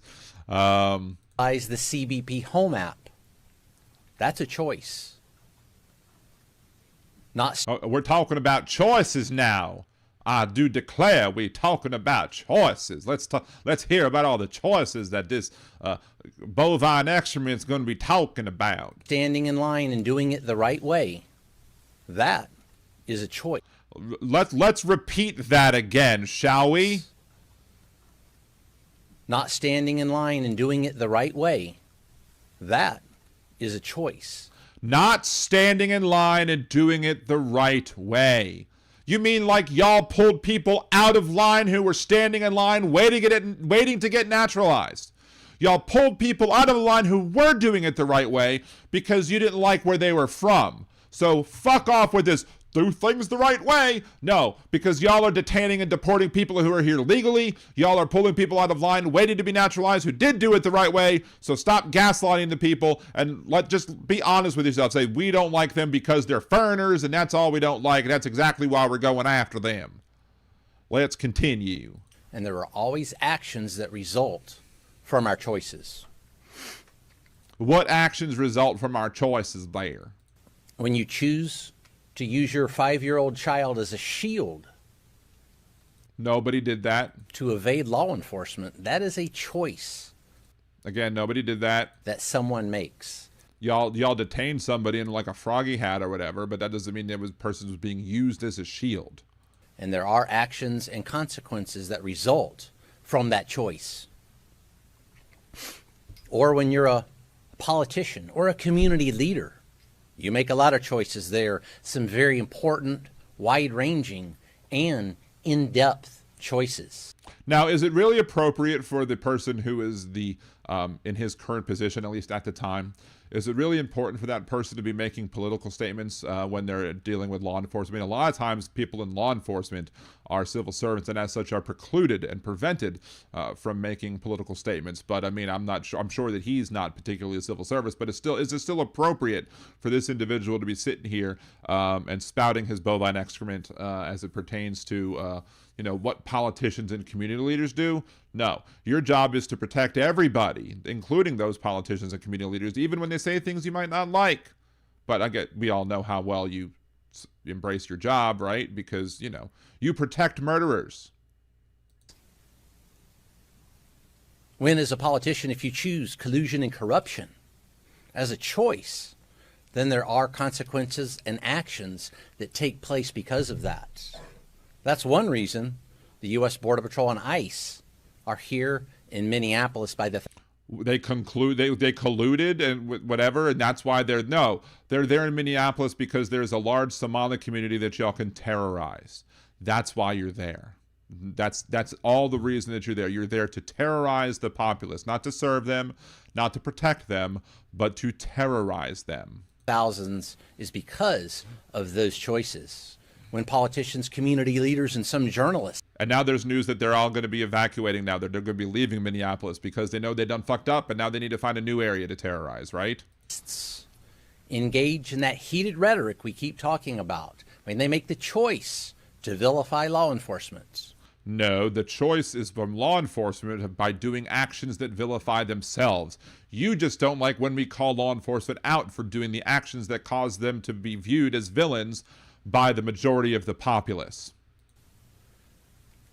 Calling law enforcement names like Gestapo. Yes, because you're acting like the Gestapo when you go door to door knocking and looking for people who might be here that are your targets, be they here in America looking door to door trying to find somebody that sounds like they might be an illegal, as they like to say, or whether or not you're in Nazi Germany looking and hunting for Jews. Same basic thing. You're going door to door knocking for people. It's not a very efficient way to do things, but it is a way to stoke fear, and that's what you're doing. The Nazi Germany, they sent people over to the American South to go learn how they, under the guise of our Constitution, were able to get away with being discriminatory, with being racist, with enacting Jim Crow, et cetera, et cetera. They wanted to learn how they could effectively be horrible to their Jewish people, to the Romani people, to the LGBTQA folks. They wanted to learn all about it. And where did they go to learn how to be the best Nazis they can? To the American South, to the former Confederacy. That's where they went. And now our Gestapo are going back and using the tactics of Nazis to be able to do what they're doing now. It's a vicious cycle. Let's continue. I do. I look like I have a tall blue mohawk right there. Yes, like I'm on Karate Kid. That's funny. Anyway. Or using the term kidnapping. That is a choice. No, the choice to kidnap somebody is the choice. When you take somebody that you're not supposed to be taking and you detain them, especially children, that is kidnapping. When you take somebody who's here legally and you move them to CCOT, that's kidnapping. When you take somebody where there's an order against them being deported, like Abreu Garcia, like the woman who was living in Boston who was just trying to go see her family for the holidays, who then got deported off to, I think it was Ecuador. Yeah, it was a choice to kidnap those people and to violate court orders and to, kidnap them. So when you kidnap people, and you shouldn't be surprised when people say that you've kidnapped them. It's not a choice to say that. It's well, here's my choice. Do I tell the truth about what ICE and Homeland Security and Border Patrol are doing? Or do I lie about what Homeland Security, Border Patrol, and ICE agents are doing? My choice is to tell the truth. And if you don't like the truth, you can kiss my big, fat, hairy ass. It might not be as fat as it was before, but it's still fat and hairy. Pucker up and kiss it. That's all I got to say. That is made. There are actions and consequences that come from those choices. And yes, lady, I was about to make the comment that I look like Hawk from Cobra Kai. So yes, good call there. And then when someone chooses to listen to a politician, a so-called journalist, a community leader that spouted that type of vilification towards law enforcement or anything else, when you choose to listen to that, That is a choice, and there are consequences and actions there also. There are consequences to listening to people. That explains a lot. That explains why they're not trained well, right? Because if they're not trained well, you know, people who are actually training well listen to other people. They don't want people listening to other people. And yes, I'm going to listen. I listen to all sorts of people. I listen to people who spout things I agree with, and I listen to people who spout things I disagree with. Why? Because it's what you need to do to get a well-rounded understanding of what's going on in the modern political world today. And I'm listening to you up here spouting this Nazi bullshit. The only people that don't want their agents being called Gestapo are the people who are, you know, in the Gestapo, in the American Gestapo, in the Maryland Gestapo, if you will. I think we saw that yesterday. Again, let's watch that in its entirety, because this is very important. There also. I think we saw that yesterday. Oh, wait, hold on. Let's rewind that a little bit more. Anything else, when you choose to listen to that, that is a choice, and there are consequences and actions there also. I think we saw that yesterday. So listening to politicians who are telling the truth about the actions of law enforcement, and the consequence to that is death. The consequence that Bovine Excrement just said right now. He said the consequence for listening to, I guess, the politicians who are calling ICE Gestapo correctly, the consequence for that is death. That's what he's saying right there. Prove me wrong, conservatives, to cite one of your heroes, Louder with Crowder. Prove me wrong. Prove me wrong that he isn't justifying the murder of somebody because he dared listen to people who are speaking the truth about your horrible actions of you and your people that are under you, or at least the people were under you, because again, you lost your damn job. Ha ha. And those actions and choices can obviously have tragic consequences. Bad outcomes. Outcomes that law enforcement never wants to see. If they never wanted to see it, they wouldn't keep firing their weapons until, you know, they were sure that they were dead. Not wanting people to die would be stepping away out of a slowly moving vehicle, or instead of trying to claim that the vehicle was trying to ram you and be weaponized, and then using that as an excuse to fire 3 shots into a woman. Apparently the first one didn't kill her, but one of the next 2 did. Renee Good. Now Alex Preddy. Again, he did nothing wrong. But you gaslighted us earlier, and now you're justifying his murder. And you help the agents, again, get away by moving them to other locales. That's aiding and abetting. That's an accessory after the fact. You should be brought up on charges just like the rest of those murderous thugs. Let's continue. Enforcement never wants to see a bad consequence due to a poor choice. Due to a poor choice. The poor choice was voting for Donald Trump in the first place. The poor choice was, you know, arming people with weapons who've only been trained for 47 goddamn days. That's the poor choice. And now you've let people into law enforcement that say things like this. They say things like this. Like Call of Duty. So cool, huh? It's like Call of Duty. So cool, huh? Yes, it's so cool that you get to murder people. So cool. This is the type of people that you've hired. People who think they're playing a goddamn video game with people's lives are at stake. You have people's lives at stake and they're, oh, it's like Call of Duty. You can't defend that. It's sick and disgusting and wrong. It's immoral. And you wonder why we call you Nazi thugs. You wonder why we call you the Gestapo. Because you're happy. You're celebrating the fact that you get to fire at people. You get to terrorize people. That's what you're happy about. Thank you so much, Leanne, for the very generous super chat there. That's amazing. Thank you so much for that.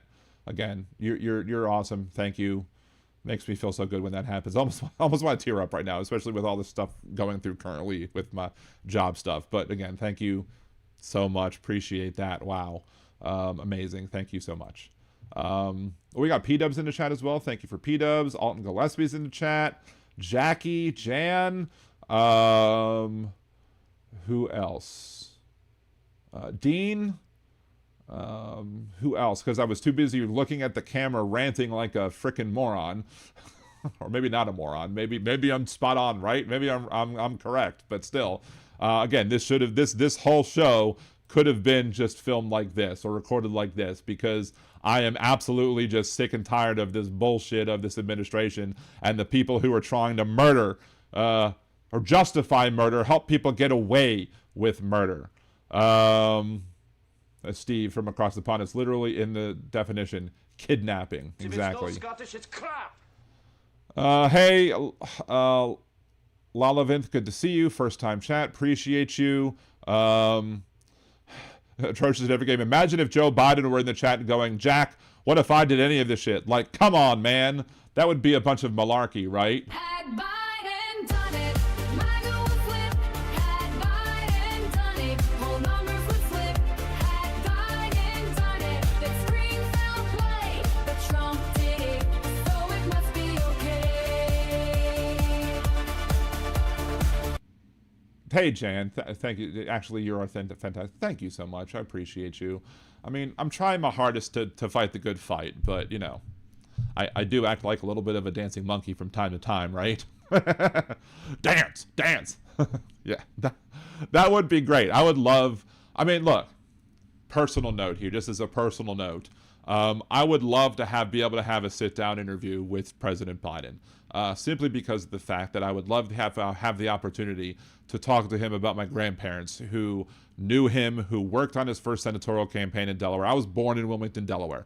I would love to be able to have that conversation with him about how they would have been so proud. I know they were proud when he became vice president, and they were so super proud they would have been proud when he became president. Unfortunately, when he was inaugurated, both of my grandparents had passed away at that point, but I would just love to be able to sit down and have that conversation with them. I mean, I teared up.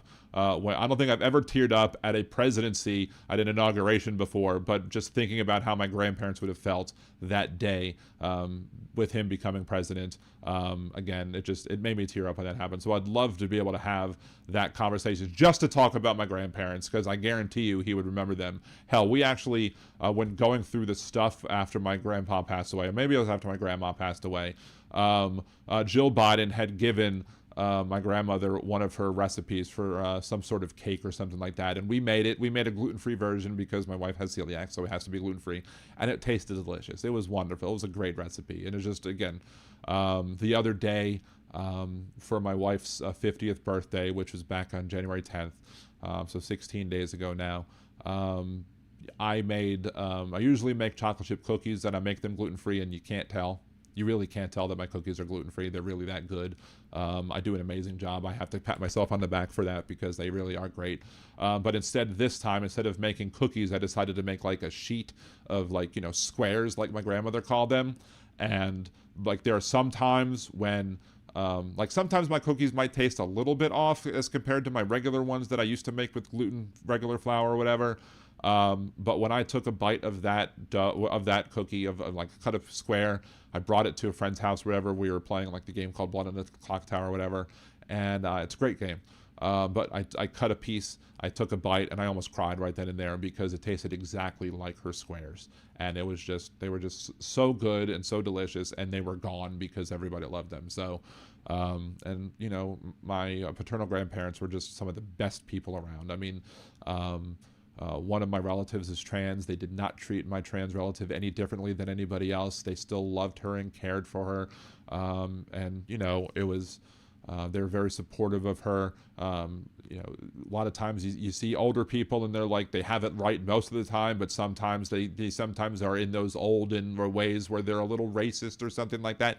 I never once saw that from them at all. And this is not me being biased about them. This is me just being truthful and honest. Like, I've never seen, like, they spoke against racism. They spoke against bigotry, and maybe partially because, again, they're Jewish too, and they know what it's like to be the victims of racism and bigotry, xenophobia, anti-Semitism. They know how hatred feels, and they don't want to do that to anybody else. Like, they were just wonderful people, and I would just love to be able to sit down and just have even if it's just a 5-minute conversation with the former president and be like, hey, I would just love to be able to sit down and have that chat, because I think it would be amazing. Thank you, Bill, for the gifted 5 memberships that just came. And I love to see when the gifted memberships actually go to people who are actually also in the chat. That's also great. So, oh,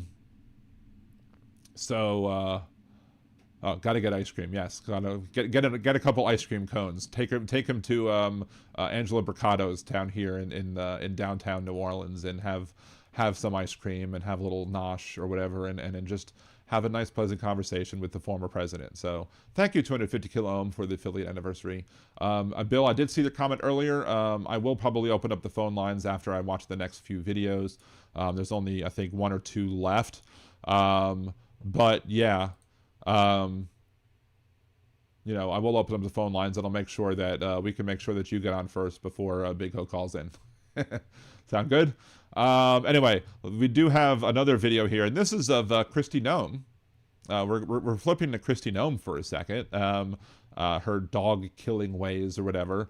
Now remember, Kristi Noem is the person who also questioned. I mean, when the whole Donald Trump, you know, fake truth social post came out, where saying that if you're having guns, you're a bad person. If you're at a rally with guns, you're a bad person, and that wasn't true.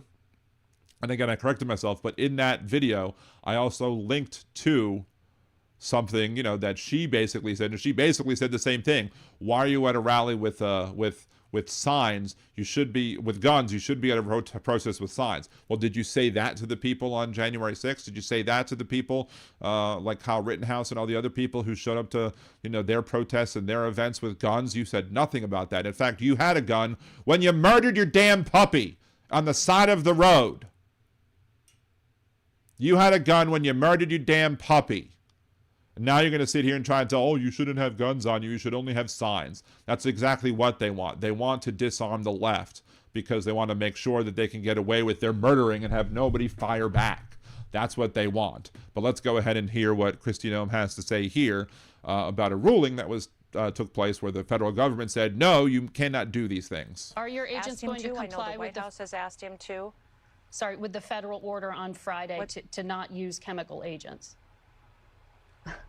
That federal order was a little ridiculous because that federal judge came down and told us we couldn't do what we already aren't doing. Liar. We just saw video of chemical agents being used.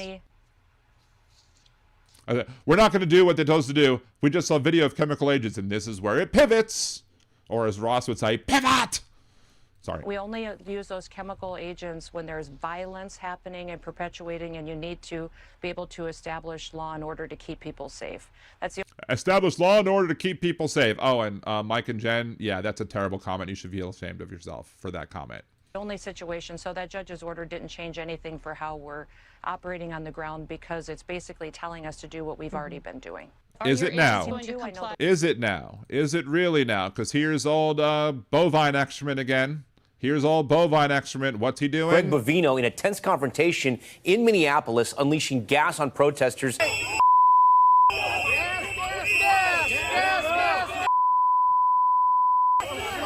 And all they're doing is blowing whistles at them. And what are they doing? Throwing gas at them.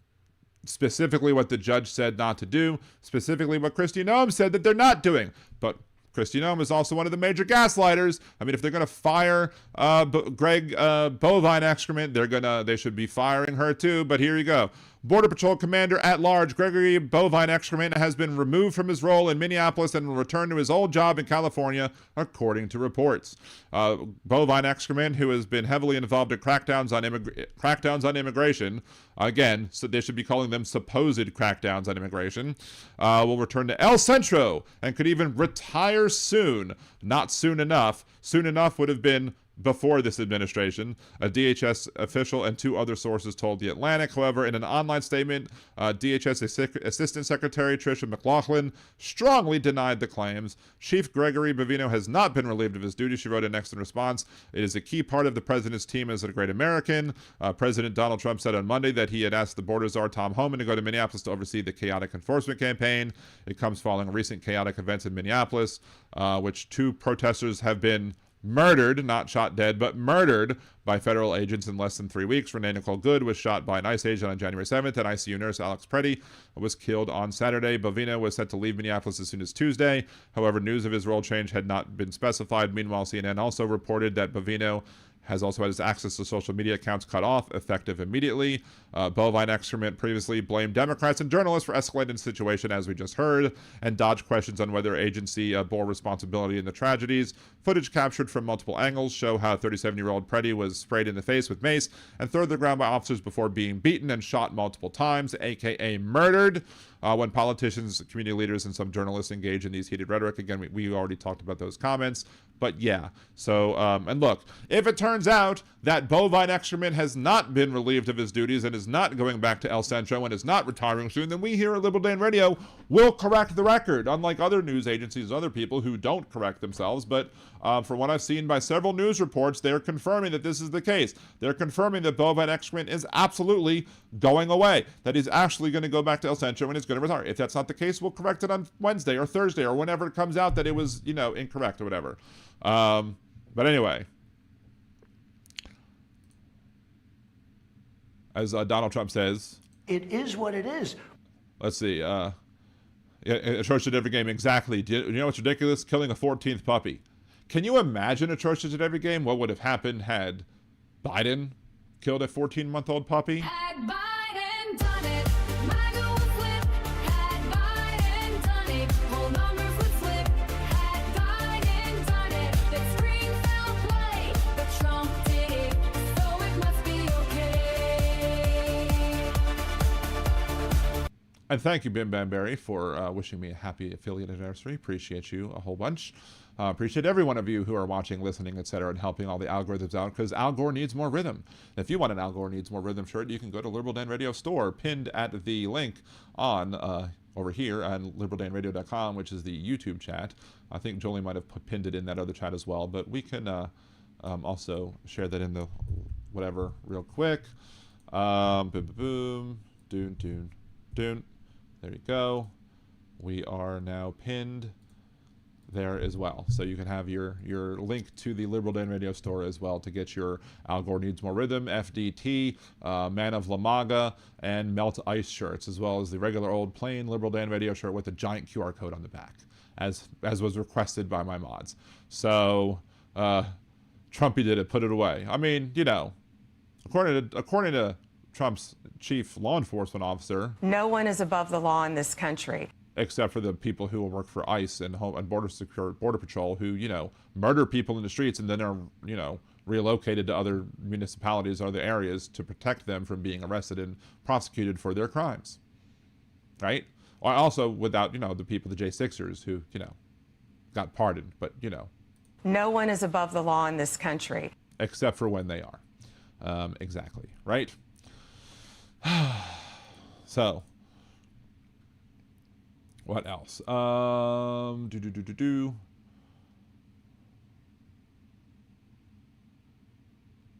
Opus Clip I'm sure is going to have a whole bunch of stuff, a bunch of good rants for me, and I've even recorded one just fully, just because, you know, I'm going to put it up after the show, because I don't let Opus Clip do all the clipping for me, but sometimes, you know, it's much easier to use it, excluding those in the Epstein file. Exactly.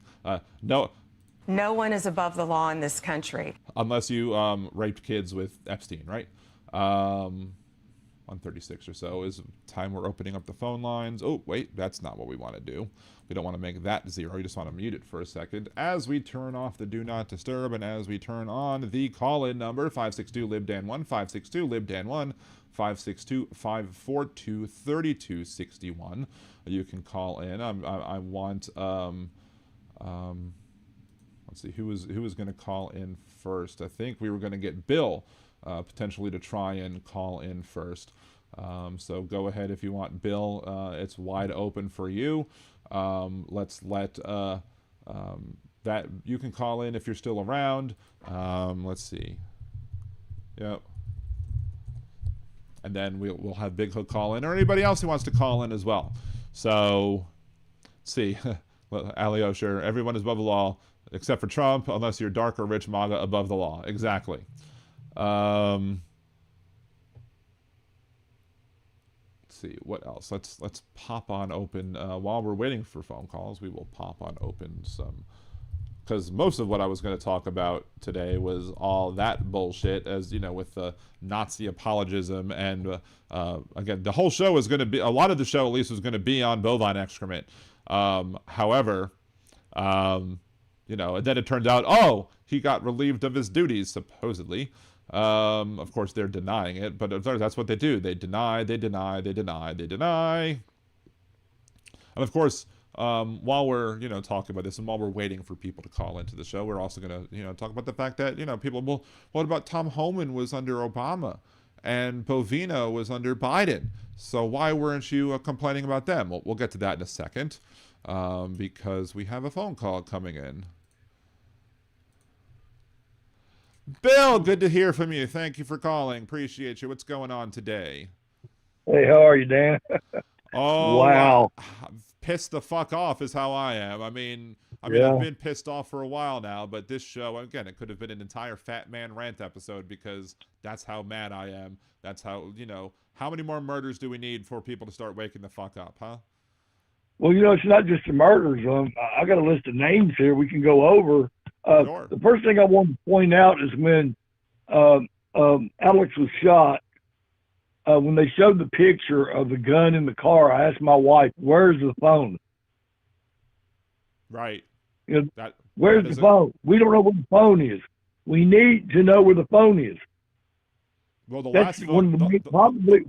the last phone that they took was that kid, right? They took the kids and they confiscated it, they wiped it, and then they sold it. So yeah, that's evidence. The gun is evidence. The phone should be evidence. And where's the paper trail on the evidence? Where is the, you know, making sure that everybody dots every I and crosses every T, right? Well, you can't have it. Right. They don't need to worry about it with going after him because he's dead. Again, they don't have to they would try and prosecute him, but he's dead. But now, how do you prosecute the individuals if you don't have a clear chain of custody as it pertains to all of the things that were on his person, including his phone, his gun? So that's a very good point that you bring up. Appreciate that. Yeah, right. And see, this thing, the shootings led up. There was a chain of events that led up to these shootings. The first thing was when Jonathan Garcia, the 17-year-old that worked at Home Depot, was picked up by ICE at Home Depot. They put him in the back of a van, beat the shit out of him, and dropped him off at a Walmart. Mm-hmm. That's when it started.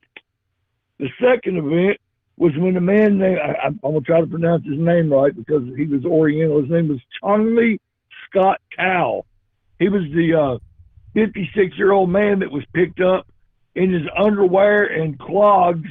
He had a blanket wrapped around him, and they took him out in the middle of nowhere. And he didn't do anything wrong. He was a naturalized U.S. citizen. He should have never touched him. Nope. Then we go to the third one. That was when they used the 5-year-old as bait at school. I'm not going to say his name, but the father, as the parents brought the kids to school and picked them up. Hey, can you repeat the part from the kid at preschool or whatever? Because we had a brief internet outage for a second. We're back, so roll over from the kid at the preschool, and not going to say the kid's name, going to say the parent's name, and then you cut out because I lost internet. So we're still here now, but go ahead. Redo. Okay, the father's name was Adrian Arias. I don't know his name, but the child was used as bait to get the father. When the father went to pick the kid up, they grabbed him. Then they tried to say the father ran off and left the kid, which is total bullshit because there was a lady there with the phone and she took a picture. The child was scared and he had his arms around his father's leg. He ran to his father and put his arms around the father's leg. And then they tried to say the father.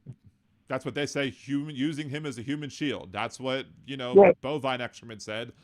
That's them using their kid as a human shield when it's just full of shit. Continue. Right. Then we move on to the shooting, when the shooting starts. Then we've got Nicole Good. We've all seen the video. We saw that her steering wheel was turned away from the officer. Yep. The officer fired 3 times. He shot her the way the story went. He shot her the first time. It hit her in the hand. The second time, hit her in the shoulder. And then he shot her at point blank range in the head. Yep. Why did it take 3 shots? Why did it take any shots? she wasn't using her vehicle as a weapon. She was just trying to leave.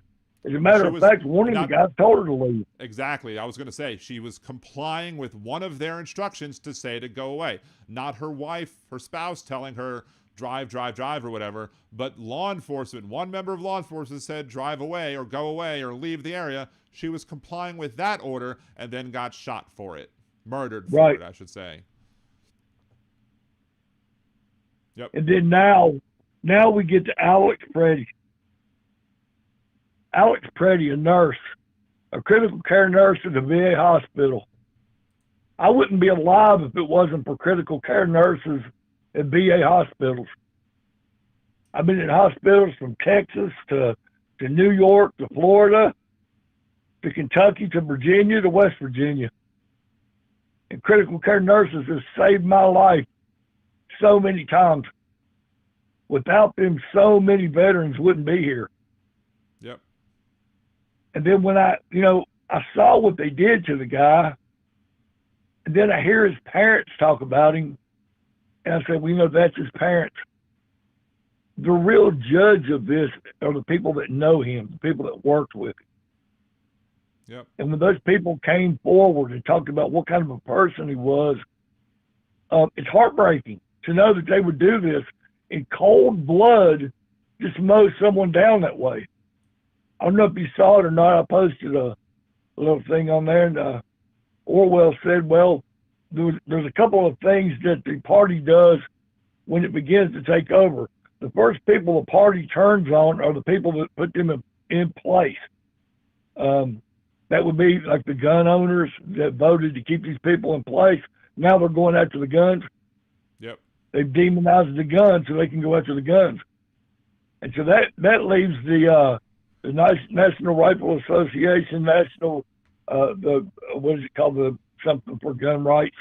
All these gun rights organizations now are in a real bind because they're going to have to stand up against the Republicans over this and law enforcement, because law enforcement is trying to say you can't carry guns at all. Right. Well, I mean, MAGA's going to sit here. I have no doubt in my mind that the vast majority of the people who are self-described MAGA are going to have no problem when the government tells them, we will handle your security for you. You don't need to own guns. And they'll be like, yes, sir. Or they'll just join up and become part of the Mar-a-Lago Gestapo, and then that's the way they'll have their guns. So they won't care that they can't have their guns privately because they'll still get to use them when mowing down, protesters. That's right. Exactly. Well, the Nazis disarmed the people first. Once they disarmed the people, they had total control. Yep. But the first people they attacked was the people. The first country that Germany attacked was Germany itself. They attacked the people within the country. Yep. They're following that playbook exactly. I've been saying that since 2016. I've been saying that Trump has been following that playbook for a very long time now, from the Lugan press, lying press, to everything else that he's to villainizing an entire group and scapegoating them for all of our problems, to now. I mean, they've been doing this shit since day one. And of course, in 2016, everyone was like, there's no concentration camps. We didn't have concentration camps in 1933. You didn't get them till later. But they want us to wait till we get concentration camps before we can complain. And that's, history tells us you can't do that. But go ahead, continue. Well, I disagree. We did have concentration camps because they took all the Japanese and put them in camps.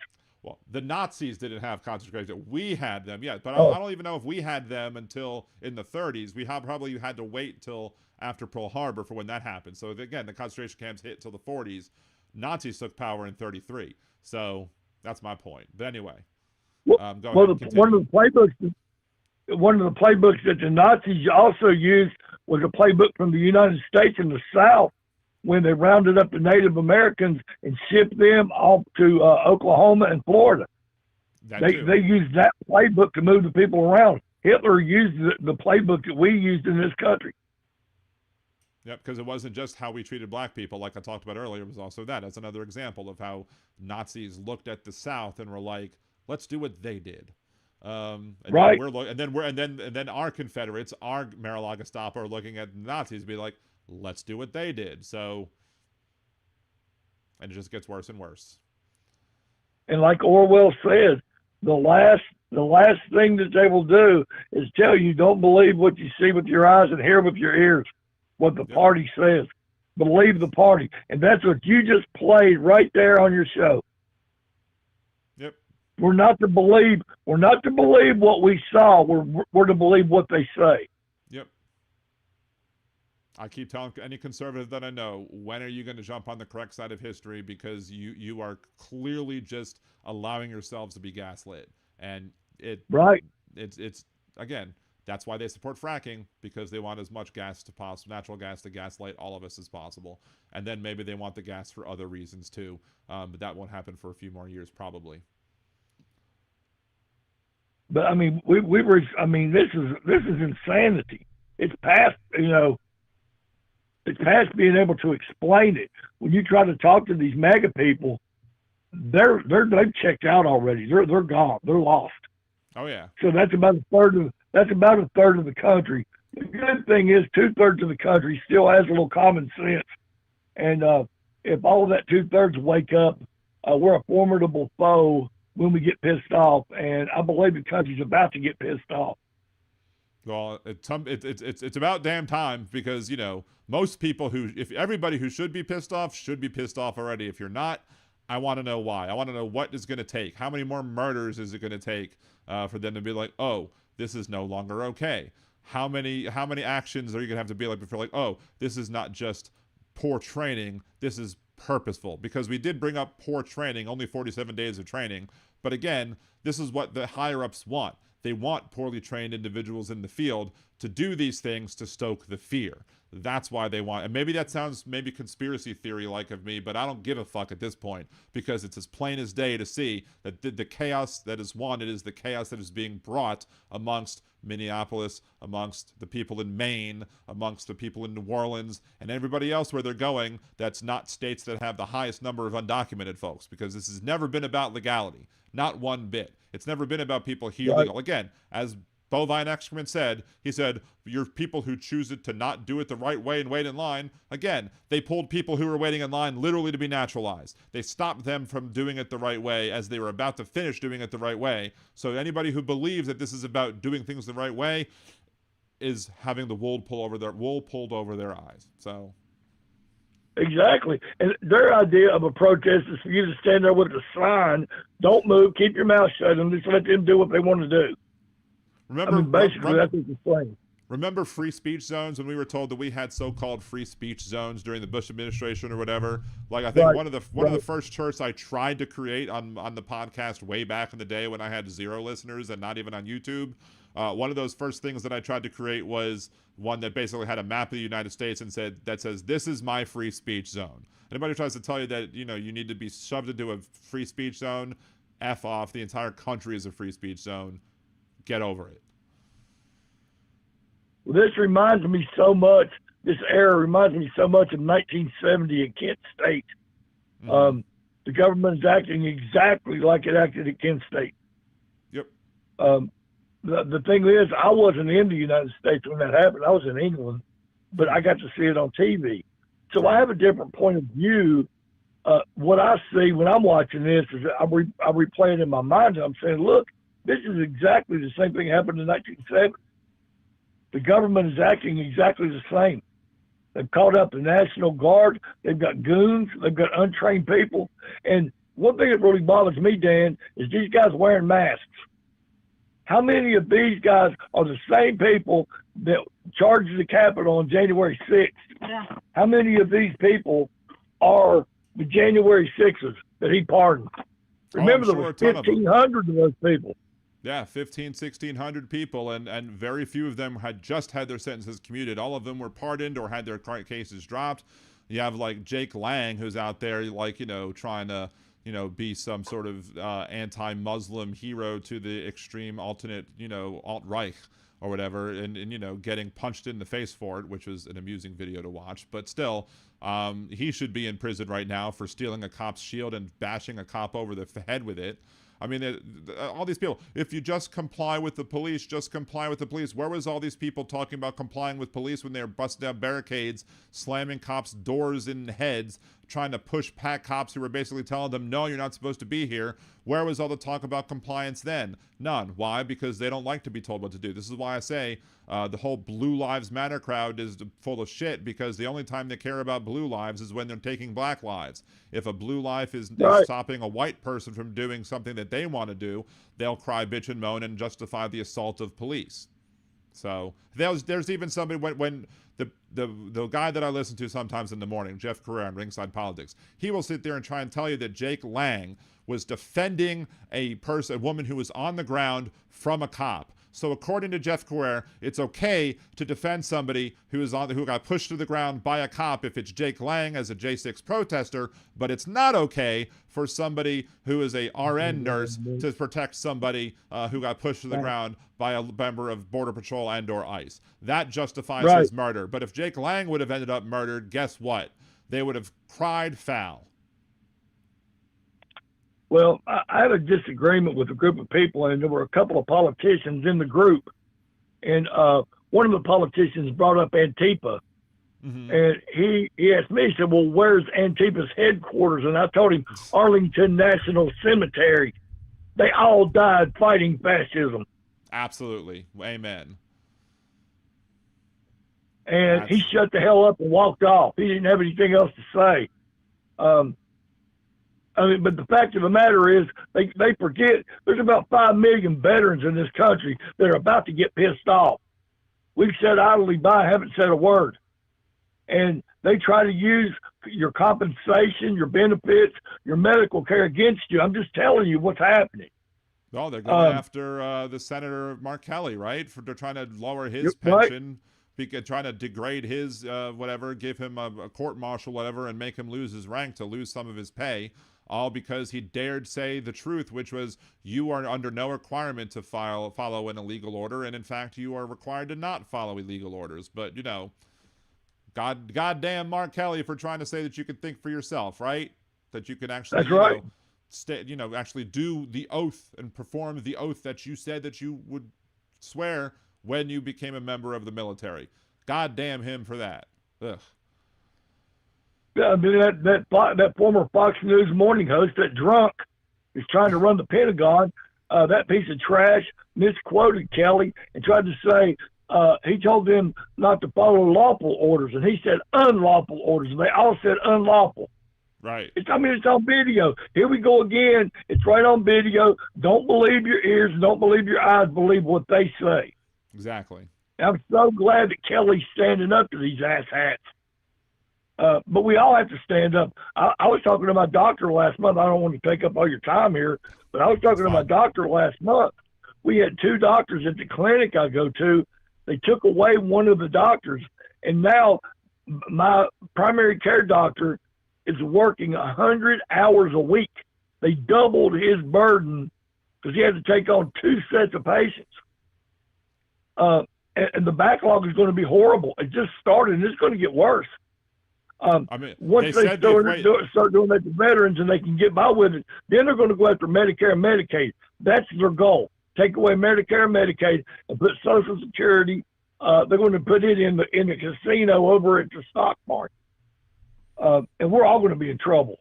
Well, they tried telling us that the Affordable Care Act was going to stop people from being able to use their doctors and lose their plans or whatever. Meanwhile, it's Doge that is making people having to lose their doctors and lose their plans. It's Doge doing that, not the ACA. So, and now insurance is so expensive, even the ones that still have a plan, they can't afford it, so they're going to go off insurance. They're all going to be uninsured. Yep. I have 2 sons right now that are uninsured because they can't afford the insurance. Oh, I feel you. I mean, my insurance at my current job that's going away, they went up like $200 a month, like $100 every pay period that I have to pay more for the remainder that I'm there to be able to get insured. And now, if I do find a new job, if it's not official yet, but if I do have something, you know, maybe it'll be somewhat reasonable or whatever. But still, it's they've made it too expensive to be sick. Again, that's what was it Alan Grayson that said the GOP healthcare plan is don't get sick, and if you do, die early. That's what I mean. He was accurate, dead on balls accurate, as Mona Lisa Vito would say. But, you know. Well, look, that senator out there, that female senator out there from out west, they were asking her about it, and she said, well, we all die.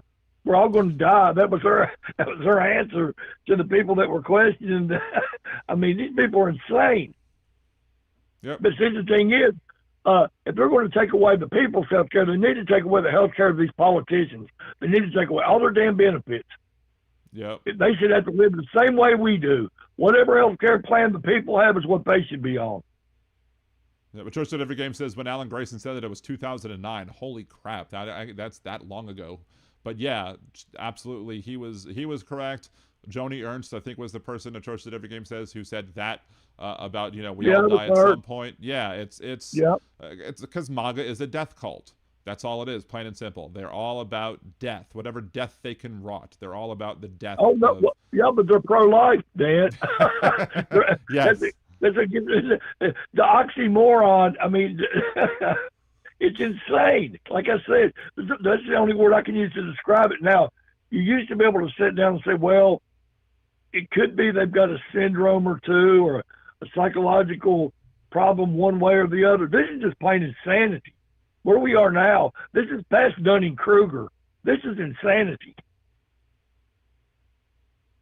Yep, absolutely. I can't argue with that. I mean, and they're going to keep doing it, and that's the definition of insanity, is doing the same thing, expecting different results. But, you know, for some reason, we as a country expected different results by electing Trump again, when we knew how bad he was the first time around, and we improved under Biden, but all of a sudden, magically, oh, we need Trump again. Nope. You know, it's because of racism and sexism that we have Trump again instead of Kamala Harris. But, well, the thing, I honestly believe the goal here is to rile up the people so that he can declare martial law. If he declares martial law, then he can cancel the election. Yep. In November. He can cancel the midterms. And anybody who says that we shouldn't be worried about that, anybody who says that we shouldn't worry about that are fool. Again, when people said that when W was going to cancel elections, I was like, don't be silly, don't be stupid. He's not going to do that. Like, I didn't like Bush, but I didn't think that he would do that. When anybody said that Obama would do that, again, don't be ridiculous. When I said Biden would do it, don't be ridiculous. Because you have to wait for when the people are actually a threat to do that to start talking about it to make sure that they don't do it. And in reality, in this case, I absolutely have no doubt in my mind that if Trump thought that he could get away with it, that he absolutely would do it. Simple as that. Yeah, I mean, it's insane. And now we got this new Melania movie out, and Trump's probably going to get pissed off at the American people and put a tariff on all of us because we didn't go see the damn movie. Yeah, I totally forgot about that. I remember seeing an ad for it like earlier in the month, and I was like, well, that's a movie I definitely know that I am not going to see. Like, I'm looking forward to go watching the He-Man movie sometime this summer, and shockingly enough, my wife is too. I think she likes the actor playing He-Man. So I'll go watch He-Man. I'm not going to watch Melania. So. Hell no. Yep. Well, I'll let you go, Dan, so you can let someone else call in. It was nice talking with you. It was nice talking to you. Feel free to call in whenever you want, and appreciate the gifted subs as well. Thank you so much for that. Okay. All right, man. Everyone have a good evening. Thanks, you too. Bye-bye. All right, and now is Bill P. And I forgot to turn off the call-in number, because as I often do. But if you do want to call in again, it's 562-LIBDAN1, 562-LIBDAN1, 562-542-3261. You can call in. I was actually still very impressed with myself that I was able to find a number. Granted, it's a California number, but I was shocked that I was able to find a number that actually had LibDan1 in it. I was like, yay! But yeah, Bill, that was a great call. Appreciate you for that. I usually don't include many of the calls in when I try and do my clips, but I'm gonna have to do that one because you were spot on, just like Big Hook is most of the time. But Big Hook, you can feel free to call in. Or anybody else, feel free to call in as well. Just remember, when somebody else is on the line, don't call in, don't peep in, and everybody did great with that. Everybody has been doing great with that, especially because I forgot to take this away. But yeah, 562-LIBDAN1, 562-LIBDAN1, 562-542-3261.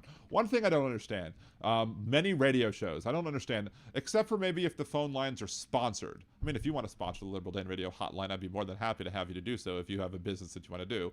Like, call in the, whatchamacallit, call in the Steve from across the pond hotline or whatever, if whatever.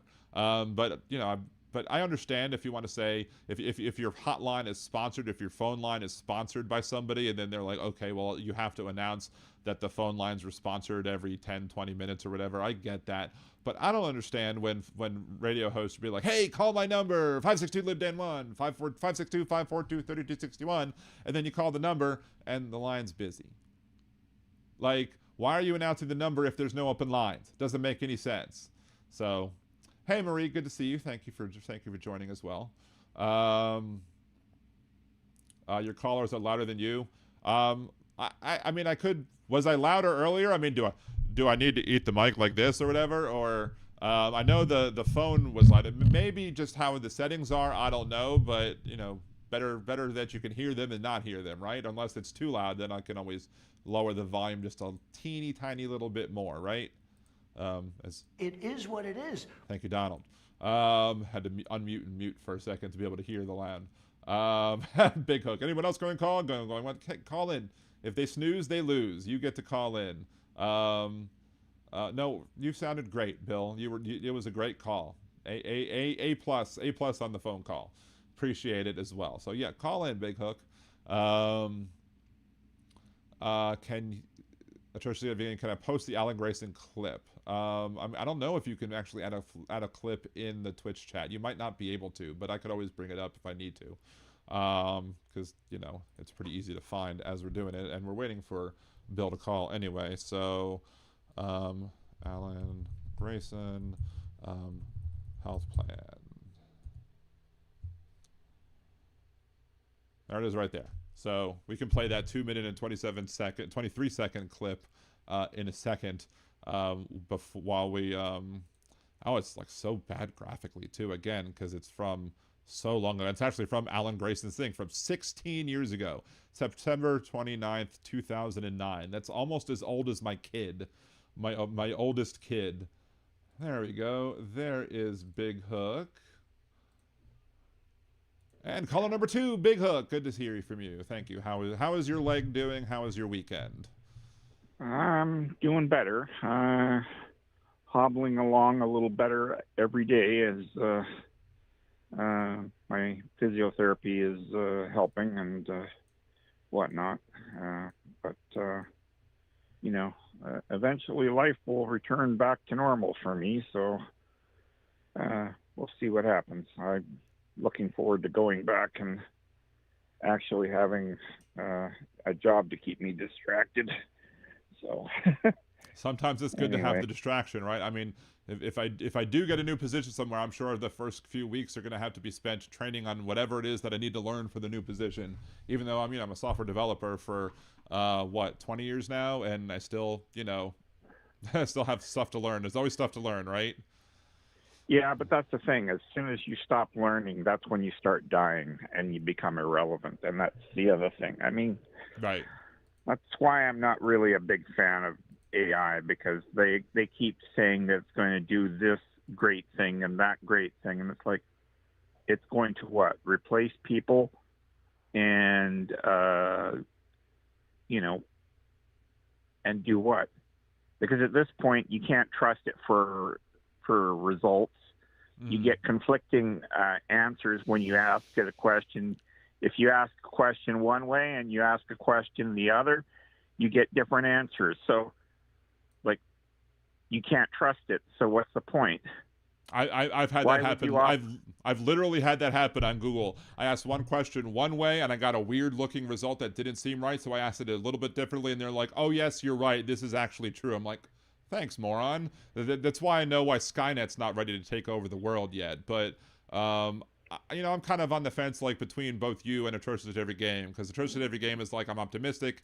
It won't replace us, but it'll make us more productive. I think there are ways that it will make us more productive, but I am also concerned with the fact that automation often sometimes makes workers obsolete, and we have to have a plan in place to deal if people are made to be obsolete in the workforce. Then we need to make sure to have a UBI to make sure people can survive and live and come up with other alternative ways to make money so that they don't, you know, go off and die. Of course, like the machines in in the Matrix, they were okay with a certain amount of death going on or whatever, a certain level of survivability that they're okay with. I'm sure the wealthy are the same way, that they're also okay with a certain amount of deaths going on to be able to justify a current living situation. So, yeah, but the problem ends up being is that with AI, the majority of the population isn't capable of using it to any real significant benefit. Right. And then on top of that, they're not educated enough to be able to discern what is true and what isn't. And as a result, they'll be relying on something where somebody else has programmed it to tell them what to think and what to do and whatnot. And, you know, I mean, it's ridiculous because it basically eliminates all critical thinking.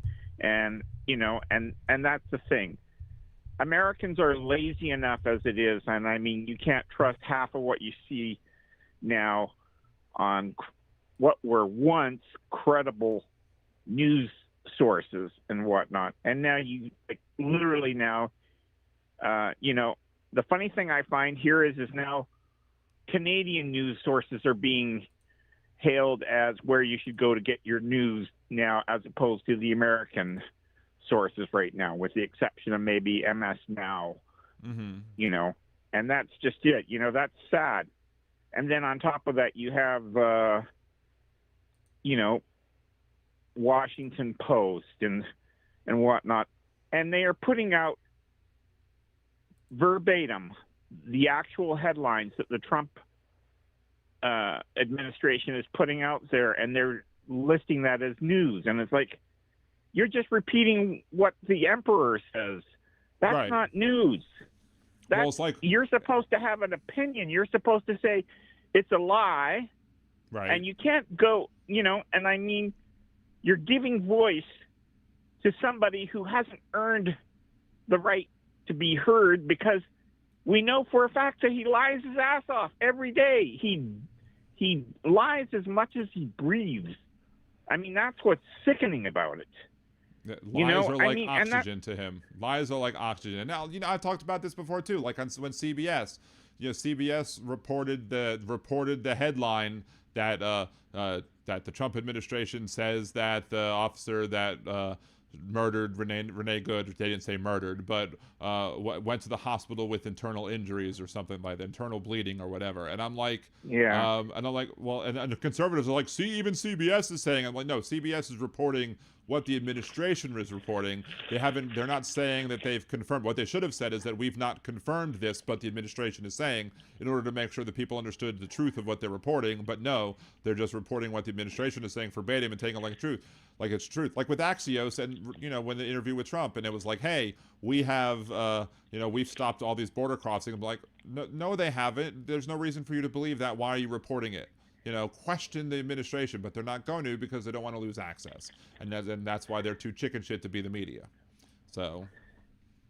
Yeah, but that's the thing, though. Like, I mean, maggots call in all the time on these lines to debate good people, and they go, oh, but, you know, the crossings are down. And it's like, what are you talking about? Right.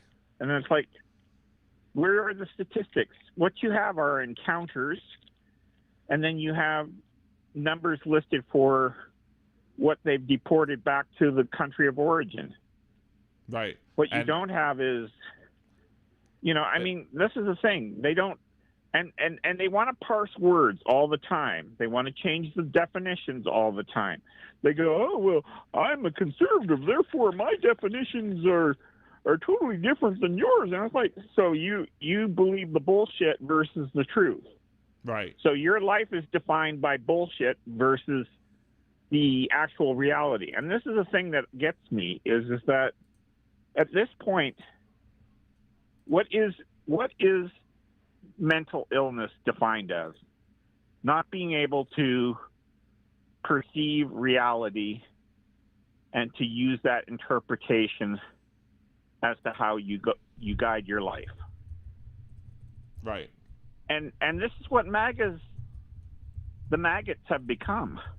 They are fed a daily dose of bullshit from Fox News, Newsmax, and OAN, and now, you know, and now the Don't other forget problem Real is America's Voice. That's another one. And nowadays, some of them don't even like Fox News because they think Fox News is sus. So, but that's just it, you know. This is the problem when you have these things. And I mean,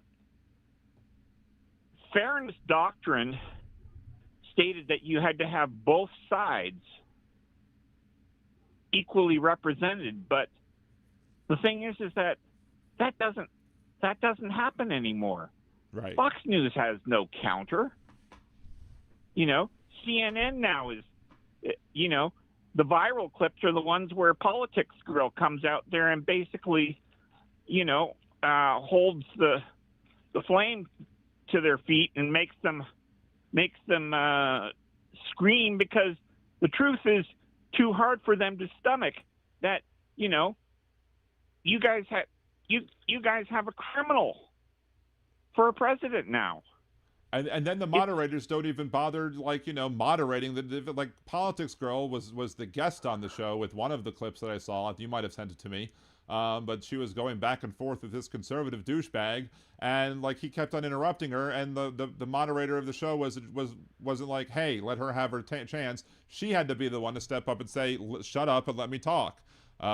Because they can't stand when, you know, intelligent people, especially intelligent women, stand up and stand up to them and give them the facts, because they don't like when, you know, women are, you know, well, they out don't of the want kitchen. the facts. They don't like they women don't out want of the facts kitchen out there, because that's why Right. they talk over them. Right. That's the whole point. They talk over them. They constantly lie. They don't like to get fact checked, and then, you know, and then they say, oh, but you want us here, right? This is what you want. You want clickbait material. You want this sort of stuff. And it's like, I want results.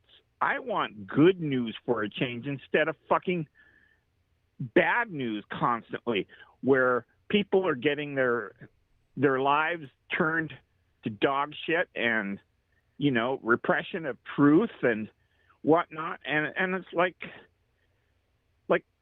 when you think about it, like 30% of the population of the U.S. now are conditioned now to believe this stuff and refuse to listen to anything else. And, you know, as they say, you know, don't believe your lying eyes. You know, I mean, this is where they are right now. Right. They can't accept anything that's given to them now. They no longer think for themselves. They have the Trump administration think for them. And, you know, I'm sorry. I literally have PTSD now from the Renee Good shooting as well as the Alex Preddy shooting now, because I have seen the worst of the worst. There is no excuse for it. These people are completely out of control. They've been handed powers they've handed powers to psychopaths. And this is the thing. We know that law enforcement and a lot of these agencies have psychopaths. And they say, oh, it's good because they don't know limits and they're willing to push the boundaries and to leap first and rather than looking first. And, you know, you know, shoot first and ask questions later, because if you don't have a survivor, there's nobody to testify against you. And, you know, your brothers will back you up because, you know, the next time they're out there, you may decide, oh, I'm not going to come to his aid when he calls for backup. Right. You know, I mean, this is the world that you live in, which is so fucking dystopian. It's just ridiculous. You know,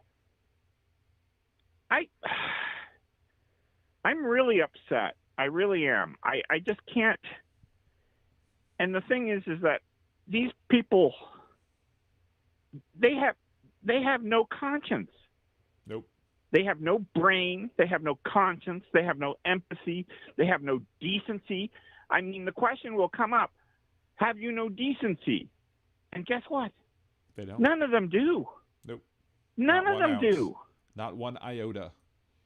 when you can excuse that killing, and I heard one lady today say that somebody came up and actually, and this is what was disgusting. They said Alex Preddy is in some way, they tried to say that he was either bad or gay or whatever, and they said because being a nurse isn't a male's job. And I was like, what? Yeah, it's always going to come up something. I mean, yeah, it's absurd. Like, you know, what is a man's job versus a woman? That's why that's you know, more people just succumbing to the patriarchal bullshit that these people support as well. So, but you got to realize the role of a nurse. The nurse's job is not only to administer medicine, but to second question doctors so that way they don't make mistakes. The reason why nurses are so valuable is because they cut down on the amount of malpractice that happens, because there's somebody there going, that doesn't seem right, and then they question it, and they actually can look up what the dosage or the treatment should be or whatnot. And they can also, you know, suggest to doctors what they think they see, because guess what? Who's the first person to see you? It isn't the doctor right away. It's the nurse who basically takes a list of your complaints and whatnot and makes the suggestion as to what the doctor is about to see and what he should probably do to assess what the needs of the patient are. You know, and I mean, this is the problem. The maggots are fucking idiots. They don't understand anything. I mean, I'm not a rocket scientist, and I understand this shit. It's, you know, and this is the thing. These people are put into positions where they're not qualified to tie their own shoelaces anymore. You know, I mean, what do you do with these people? There is no decency. There is no critical thinking. There is nothing there. They are basically, you know, soulless ghouls who operate on hatred, division, and racist bigotry based on the belief of white supremacy. And it's like, and that's supreme why in what way? And that's why they only give them 47 days of training to put them into ICE and Border Patrol, because they know what the end result's going to be when you put the idiots out in the field without proper training. They know that they're going to just, you know, cause the chaos that the administration needs to make sure that they can do things like bring martial law and all that other bullshit. So yeah, but you know, I mean, you guys. I mean, the first thing I said in the chat was, the road to hell is paved with racist bigotry and white supremacy. Right. You know, and congrats, America, you're there now. You have arrived. Because this is the thing. And people go, oh, but well, how come I don't see any blacks out there marching? It's like, because they have marched nearly their whole entire existence and gotten no results. And they know that if they step into the fray and make themselves visible, guess what will happen? The maggots will come out of the woodwork, armed to the teeth, shooting these people on sight, because they will. This is what fuels them. Is in their white supremacist beliefs that they are superior and therefore they are the master race and they deserve everything and you deserve nothing, and that those of us who are liberal, smart, critical thinkers who see reality are traitors, and that we deserve the same fate as Renee and Alex Preddy. And that's disgusting. That really is disgusting. You know, I don't know how else to break it down any further than that. First of all, I need to, before she goes, I need to say thank you, Leanna Geyer, again for another $99.99 super chat. Thank you so much. You're amazing tonight. Appreciate you so much. That's great. I thank you so much for that. Appreciate you. Thank you, Leanna. I appreciate it as well, because I'm like, I would give more than I probably could, but I'm at the end of my cycle where I can really put much out there anymore outside of what I do here on Liberal Dan. And, you know, it's... I mean, look, I mean, what obviously line is... Obviously, I appreciate everybody, but I appreciate everybody helps however they can, which is all I can ask is do whatever it is you can to help grow the show. But and another 5 memberships from Bill. Thank you so much for that as well. This has been an amazing show. Thank you so much for that as well. Okay, go ahead, continue. Big Hook. What line has to be crossed? Because at this point, I don't think there's any line that can't be crossed. And the thing is now, guess what? The next shooting will involve multiple people because now shooting them one by one has become the new norm. Yep. So the next one that they're going to try and push is, oh, we shot 2 people who, you know, had their hands in their pockets and we believed we were under threat for our lives. It'll be Maine or something like that. It'll be what happens in Maine, or if they happen to be leaving Minneapolis, it'll be the next place they move on to. That'll probably be where it blows up even more, where the next you know, focal points of racism and bigotry will be. So yeah, but here's the other thing. Okay, what I don't get is that you said before that or Bovino bullshit. Bovino. Yeah, bovine excrement, yes. Yeah, bovine excrement was saying, oh, that we have car rammings and whatnot. It's like, hello, you're driving unmarked vehicles. You're doing a boxing maneuver where you have no identification as to who you are.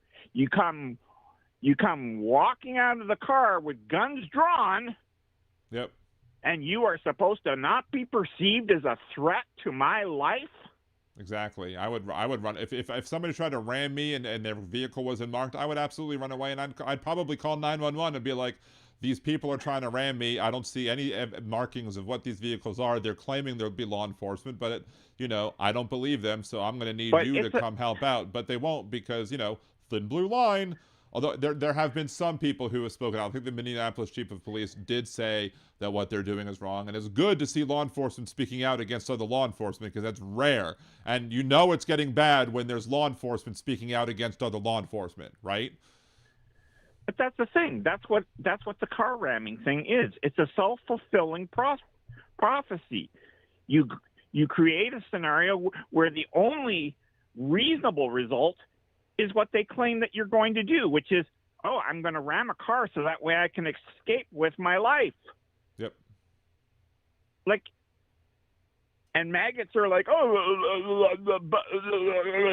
and they're stuck in a fucking brain fart loop where they can't process it, you know, and, you know, the only thing missing with maggots is the dreaded blue screen where your computer says, I can't do it anymore. Yeah, when my laptop started dying for no reason a few months ago or whatever, it actually happened. It had a weird reset the other day too. Yeah, but basically, when my laptop starts acting stupid, I'm just gonna yell at it and say that it's a MAGA, and maybe it'll shame it into actually working right because no one should want to be called a MAGA. So, but you know, I mean, this is just it. We're having technology pushed on us that isn't necessary. I don't see AI improving our lives. I don't see Republicans improving our lives. You know, I mean, I don't see any of this stuff. And all it is once again, it's the billionaires who are saying, oh, we've decided who's worthy and who's not worthy, and we are allowed to judge people based on the fact that we have money, and most of it is from inherited wealth that was basically, you know, used to cheat people right, left, and center. I mean, that's just it. You know, I mean, I enjoy technology in ways that are useful to improving my standard of living or making my life easier. But you know what? I don't see that in much of the stuff that is coming out now. And I mean, like, why on earth? Sorry, excuse me. No problem. Why on earth is Grok being incorporated into any of these computer networks, you know, or being used by the military? Right. That should be a red flag. Like if the military is going to use AI, it should use its own AI and not Musk's AI, because that's a recipe for disaster. If you've watched any sort of, if you understand anything about, you know, technology, you should understand why you don't want to have a private company's AI be what drives your AI in the military. Hell, the law firm I work for that's currently winding down had very strict policies about AI being used, and specifically you had to be a closed system where nobody else could access it because you're sharing sensitive data. And if you're sharing sensitive data when it comes to clients and, you know, basically privileged information that should be between the attorney and their client, like privileged information, you know, you should also understand that you don't want classified information getting, you know, having access from an external private company's artificial intelligence, because that, again, is just a recipe for disaster. And if nobody in the military understands that, well, then you need new tech people in the military. Because, I mean, I'm not an expert on AI. I might make a few good songs with it, but I'm not an expert on AI by any stretch of the imagination. And to sit here, and I know enough to know that you do not allow a system that belonged to a corporation, a private corporation, to be handling your system that handles secrets. That's just stupid and dumb. But then again, Donald Trump did say he loved the poorly educated after the 2016 Nevada primary, so we shouldn't be surprised, right? Yeah, but that's what the Republicans rely on, is the poorly educated who believe their lies. You know, tell me, once again, I mean, Tom Hartman has had it out there for almost 25 years. He asked the same question. Name one piece of Republican legislation that has actually helped the common man and not the millionaire and billionaire class. Crickets. And there is never one. Nope. There's never one.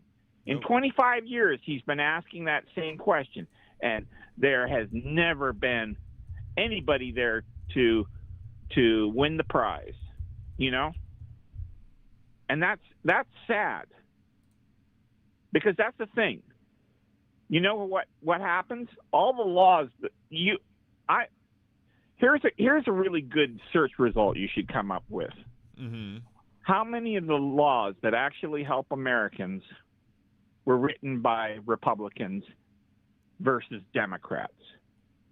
Well, AI, you know? when I asked Google AI returned that the 2017 Tax Cuts and Jobs Act helped people. I'm like, yeah, but it really just helped the wealthy. It didn't help and it didn't even help everything, because I remember my taxes went up under that because I lost a tax cut. I lost one of the tax cuts that Obama had given because they didn't renew that one, but they did renew ones for millionaires and billionaires and expanded them under Trump. So the idea that it helps the working man, no, this is a tax cut that helped mostly millionaires and billionaires, and only any people who are working class who were helped. It just happens to be a oops, we didn't mean for that to happen, but it happened anyway type of thing. So yeah, I would doubt that we would find one real example of a good one, at least in the last 30, 40, 50 years, to be able to say, oh yeah, this is a Republican piece of legislation that helped people. Maybe if you go back to, like, you know, Teddy Roosevelt with the national parks, that might have been helpful to people in general just by keeping more of the whatever. But I mean, you have to go back probably that far to find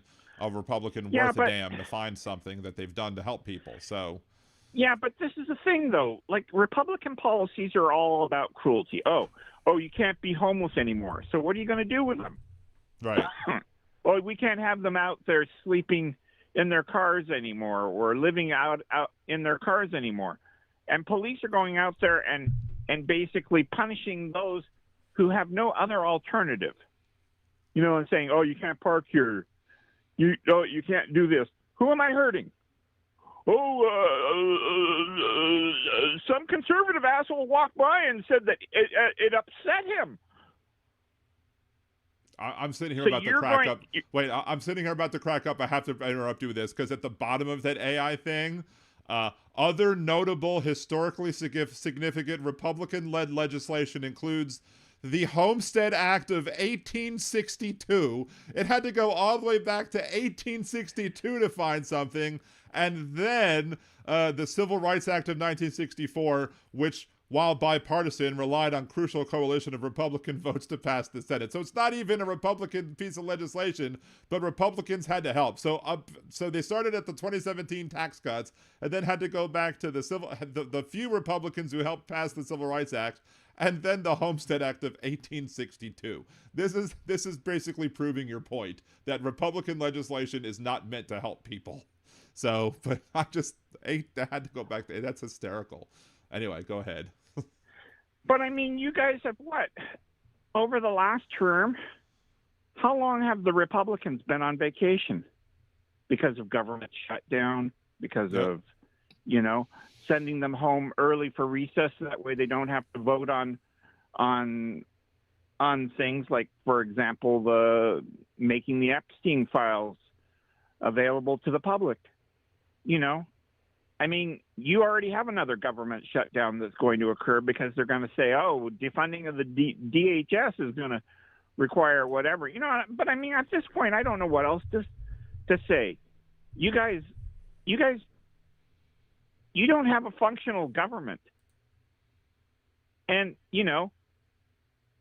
they used to say, well, who's to blame? And you have to blame the top, which is Trump, as well as his sycophants that are running the government, because they are running a shit show. Everything is all about how much stuff they can monopolize for themselves as opposed to actually helping the American people. And I mean, that's just it, Anyone who believes that Trump isn't who didn't do the presidency for one of the two alternative motives, which is, one, to enrich himself, and two, to keep his fucking ass out of jail. Because that's the thing. Yep. Had he lost, damn well he would have gone to jail for what he did there in Georgia with the Fani Willis case and all that sort of stuff. And notice how they go after the Dems who've done actually nothing wrong. But then they go and they say, oh, no, she can't be a prosecutor. Oh, no, we had to drop her case because of this and that and the other thing. And because it's all partisan politics. Blah, blah, blah. Right. It's like, fuck. You guys don't believe in rule of law. You believe in bullshit. And you constantly go, oh, well, when I do it, I'm guilty of a crime. Yeah, because you did it. And when Democrats do anything that, isn't a crime, oh, they're all guilty, and they just want to punish us because we keep criming and keep getting caught because we're not smart enough to figure out how to do it properly. And then, I mean, like... Yeah, and also, one final point is that someone in chat did also bring up the EPA with Nixon, and I would say Nixon did highlight the need for a cleaner environment. It was still passed as a bipartisan push during the early 70s. So even meaningful Republican legislation requires bipartisan pushes because they can't do it by themselves because the Republican Party themselves don't give a shit. But every successive Congress after that has been trying to completely get rid of the EPA. Yep. So you can't say, oh, it was legislation when they have at the first hint of, oh, it's going to cost corporations money who can now lobby to their heart's content and pay off people to destroy the EPA as well as anything else that's used to protect Americans from greedy corporate interests. What do? Right. Now, we can see this, but who can't see this? Dumb the brain-dead Republicans. Exactly. The brain-dead maggots who can't critically think, who probably don't have a reading level beyond what, grade 4 or grade 5. So I mean, their comprehension is dog shit, and so they go to the lazy alternative, which is Fox News, which tells them nothing but lies and bullshit, and as a result, they become these monsters who can't be reasoned with, who, you know, I'll believe I'll be the next billionaire. You know, I can't give tax cuts. You know, I have to give billionaires tax cuts because eventually I will be there. Like, fuck off. Again, it's why Southerners, poor white Southerners fought for the South in the Civil War, because they thought one day they might own slaves. Anyway, I'm probably going to end the show pretty soon. I have a couple things I want to do. Any last final thoughts, Big Hook, before we let you go? I don't know. I would pray for you, but as you know, I don't believe in God. I think the actions of the majority of people who have empathy, decency, as well as critical thinking skills is what's going to make the difference. The question I have is, and which it worries me the most, is that Trump will figure out a way to cancel the midterms and, you know, write out the last 2 years of his term, creating even more damage that can't be undone within the U.S. I wish I could be optimistic, but to be honest with you, I can't. I'm very, very proud of Minnesotans. I have no idea how on earth they do it, because they have not taken the bait, and all they have done is managed to reveal ICE for what it is, which is a group of criminal thugs who managed to get pardoned from January 6th and are basically, you know, trying to carry out a white supremacist agenda that benefits the billionaires, you know? Yep, exactly. All right, man. Well, thank you so much for the call. Appreciate you. I hope you have a great rest of your night. Hope your leg continues to feel better, and we will see you again Wednesday, all right? Okay, take care, Dan. Right, thank you so much, Big Hook. Same for you as well. Bye. All right, have a good one. Bye.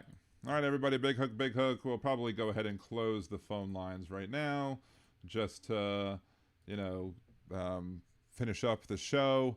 I did want to go ahead and play the old Alan Grayson clip. This is amazing how old, like, look at these terrible graphics, like the schedule update, Senate Finance Committee. Look at how bad the resolution is on the video too. I mean, this is old. This is old. But let's go ahead and see Alan Grayson had to say. It's about two minute and something video, I think ish. So let's just again relive what Alan Grayson said about the Republican health care plan. Gentleman is recognized for 5 minutes. Thank you, Madam Chairman. You may recall that a few weeks ago, President Obama came to this chamber and he addressed the chamber on health care before a joint session of the House and the Senate.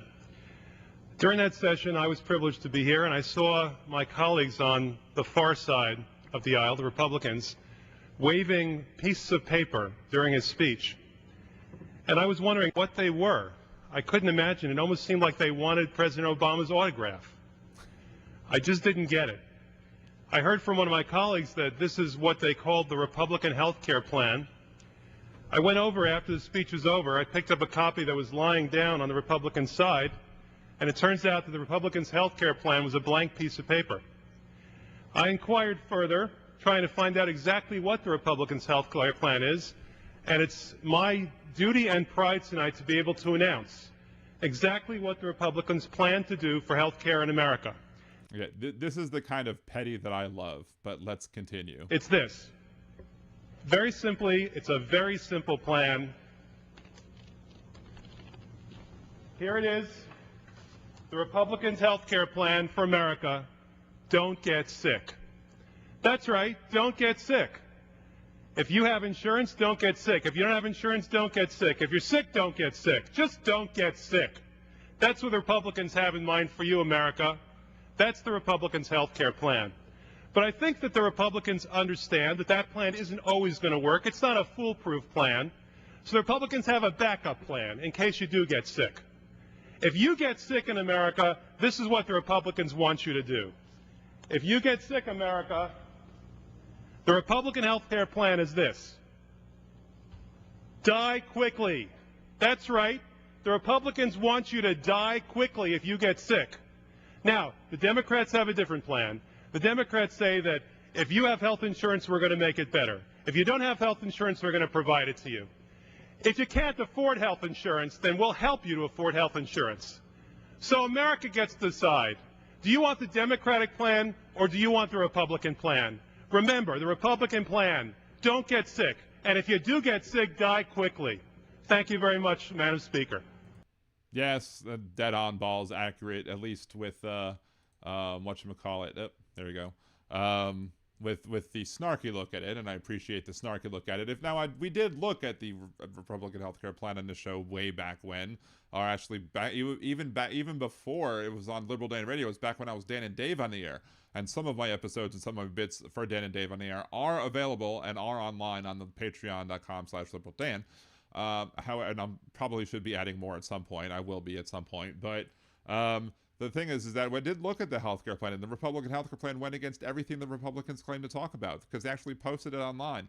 And part of it was to create high-risk pools that all of the people who can't get insurance because they're too sick to get insurance will now get these high-risk pools, which are terrible ideas, because that's only insuring the sick people from the state. You're forcing the state to insure sick people who can't get insurance any other way, and then telling the private insurers that they only have to insure healthy people without having to offset the risk of the sick people with the healthy people, so you have a pooling effect where everyone else pays a reasonable price. That's how you have a pooling effect when you have like private health insurance plans when you have group health insurance plans with your employer. They don't have checks. You have sick and poor alike. You have healthy. You have unhealthy. All the people are lumped into one, and the general overall results is that you have a pooling effect, which brings down the prices of it for everybody, because some people might get sick one year, other people might get sick the other year, and you kind of share that cost. That's how health insurance is supposed to work, but not the Republican way. The Republican way basically said, A, you would have these high-risk pools to force the state to take these high-risk pools and not get the benefit of insuring the low-risk people with the high-risk people.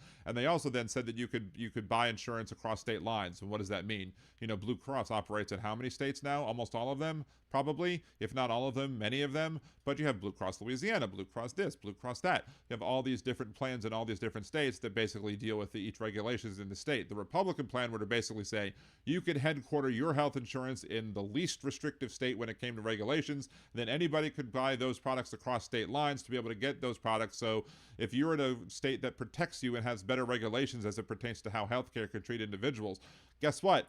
You don't get those benefits anymore, because you are now governed by the states that, you know, are the conservative ones that want to let the companies get away with whatever it is they want to get away with. That was the ultimate Republican healthcare plan, which in short turns into don't get sick, and if you do, die quickly. So he was correct. It was just a very shorthand version. It was the Cliff Notes version of it, if you will. So, yes, exactly. If you allow insurers to sell across state lines, you have to federalize the regulations. Good luck with getting Republicans to allow that, but they're not going to allow that. Their plan was to allow people to circumvent the 10th Amendment, which is their bread and butter. The 10th Amendment is where the myth of states' rights come from, because states don't have rights, states have powers, people have rights. But, you know, as Donald Trump says... It is what it is. What was it? I was like... A trust certificate earlier, it's like, I like Hal, something conspiracy theory that the Epstein... I like Hal's conspiracy theory that the Epstein files are buried in Ivana's grave. Imagine had Biden done that. I don't know. What would have happened had Biden done that? Had Biden done it, MAGA would flip. Had Biden done it, whole numbers would flip. Had Biden done it, that screen fell play. But Trump did it, so it must be okay. Let's see. They only support the 10th Amendment when it comes to letting their friends enslave black people. Well, they also support it when it comes to keeping women as baby incubators. They also support the 10th Amendment when it comes to harming gay people and not allowing them to have equal protection under the law as well. Those are the many examples where they like the 10th Amendment and the so-called states' rights that come with it. Of course, again, states have powers, people have rights. Anyway, Kinky Streets asks, how's Dan's knee replacement? The left one is good. The right one is still more sore than I would like it to be at this point. I would have expected it to be less sore at this point, but we're still doing physical therapy. We're still getting treated, so hopefully we'll be good. I mean, the amount of stretch that I have is good. Like, I can bend and flex, and, you know, my physical therapist is like, oh, it's really good. You know, you're doing a really good job with the stretching. It's just the soreness that's the issue that I need to deal with. So I probably need to use the TENS machine more to try and help it out. Church Certificate Game, I think they want a federal abortion law, by the way. They want a federal baby incubator law. And that's true. I mean, because they'll say it's about states' rights. States should have the ability. to, you know, prevent abortions within their states, but that's going to then become we need to create a federal law to protect the babies, because if we don't protect the babies, what will we do? Oh no. So Kinky Streets in northern Vermont, they share care with northern New York, and Central Vermont healthcare share with New Hampshire. I mean, that makes sense, but I mean, again, you're supposed to, you know, there are pooling effects with insurance. That's what the same thing that the Republicans want to do, to roll back to the Republican healthcare plan that Grayson basically summarized, which was that they want to do the same thing that we've done with property insurance, like here in Louisiana and Florida and other states that are a hurricane risk. They basically tell insurers, oh, you can come in and write policies, but if the area is too risky, the state will write the policies for you. But then you're not letting the state get the benefit of the good risk along with the bad risk to offset the risk, so you don't get the pooling effect, so you're not running insurance like insurance is supposed to run. Like Republicans always say, they want to run things like a business, but then they want to run government like a business, but then when businesses run, they allow businesses to privatize profit and make debt public. They push the debt onto us while allowing them to take advantage of the profit. So again, that's the way they be. That's the way it is. But anyway, this is the end of almost said this week's, back like I was only doing it one day a week. We are done with today's episode of Liberal Dan Radio, Talk from the Left, that's right. We will be back here again Wednesday evening, 8 p.m. Central, here on liberaldanradio.com or twitch.liberaldanradio.com, wherever you do watch it. More clips should be coming shortly to YouTube as this video gets processed. Please remember, like, share, subscribe, comment. Again, y'all's commenting, I think, has accounted for... I created all those short videos, and that jumped my videos from, again, 5,000 a month to 70,000 a month when it comes to individual views. But since I've noticed y'all have been doing such a great job commenting, liking, and you know, interacting with the videos, and especially leaving those comments, I've noticed it jumped another 10 grand higher than that. So that's what the power of commenting can do. The AI can only bring me so much, and y'all are carrying the ball the rest of the way. So thank everybody who's commented. Please make sure to just try and do it more.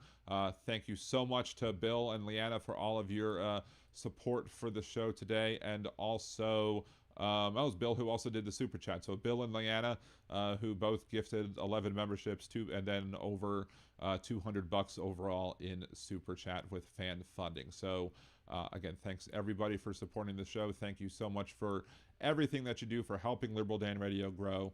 We are gaining subscribers again. We are gaining views. We are gaining everything that we might want to gain on the show to help us become more successful. We just got to get that one, I guess, maybe viral video that's just going to make everything go and blow up, and teach everybody the news about this horrible administration and what we need to do to fight back against them. So again, see you all next Wednesday. Thank you so much again. Appreciate y'all. Peace. Trump piled debt, trillions tall, promised Mexico would fund that wall, praised dictators, said they're strong, had Joe done it, they'd say he's wrong, had Biden done it, MAGA would flip, had Biden done it, whole numbers would flip, had Biden done it, they'd scream foul play, but Trump did it, so it must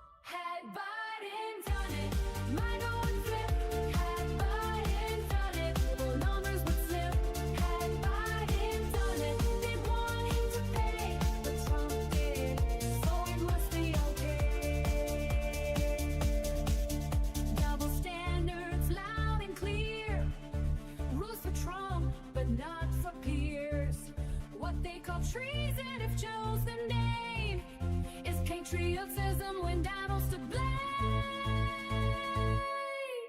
Had Biden done it, MAGA would flip. Had Biden done it, more numbers would slip. Had Biden done it, they'd shout no way. But Trump did it, so it must be okay.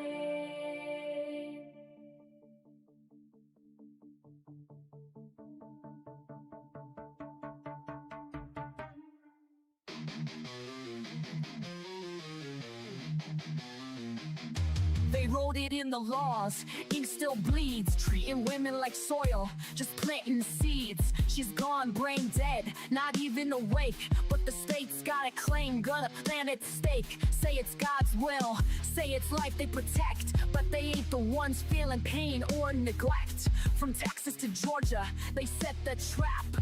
Rights roll back while they smile and clap. Gilead's here, this is true. Hey MAGA fools, they'll come for you too. So I'm gonna jet, see you later. I'm not gonna be a baby incubator.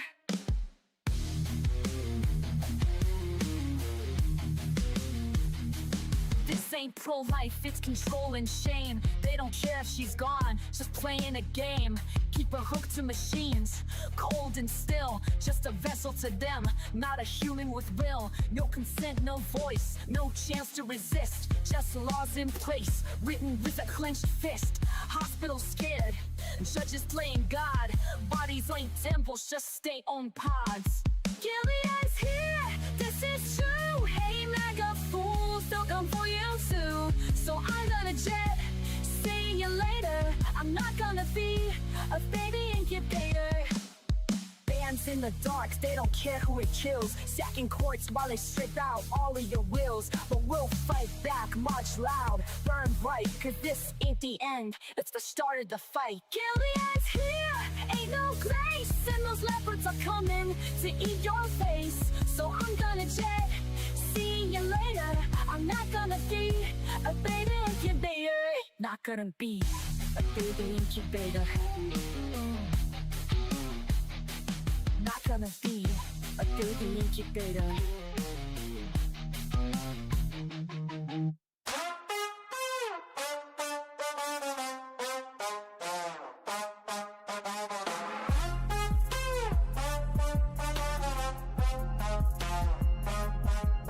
Obama and Bush's pictures got hidden, obscuring the past, history rewritten.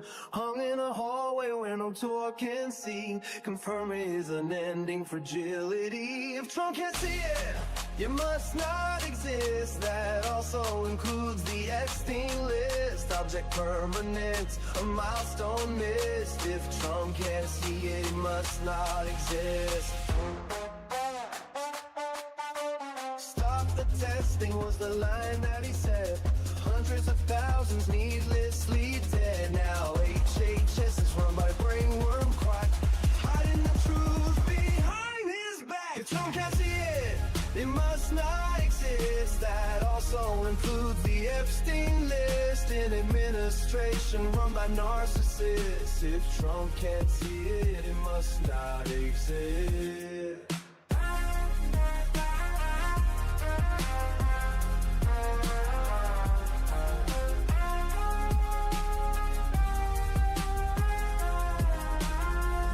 Of documents stacked floor to the wall. Top secret folders in a bathroom stall. Charges were pressed, but the case was dropped. A corrupt judicial system he can co-opt. If Trump can't see it, it must not exist. That also includes the Epstein list. He'll swear it's fake news, a liberal twist. If Trump can't see it, it must not exist.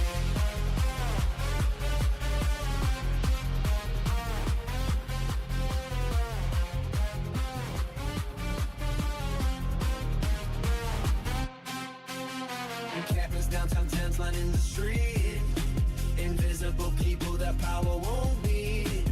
Hide them away so the cameras can't find it. Proof of a system that's cold and unkind. Of chaotic secret and NDA sign. An illegal bribe, Michael Cohen fine. Trump got fined too over his gag order, but she didn't get, cause he was much shorter. It must not exist. That also includes the Epstein list. We can't let him win, we must resist. If Trump can't see it, it must not exist.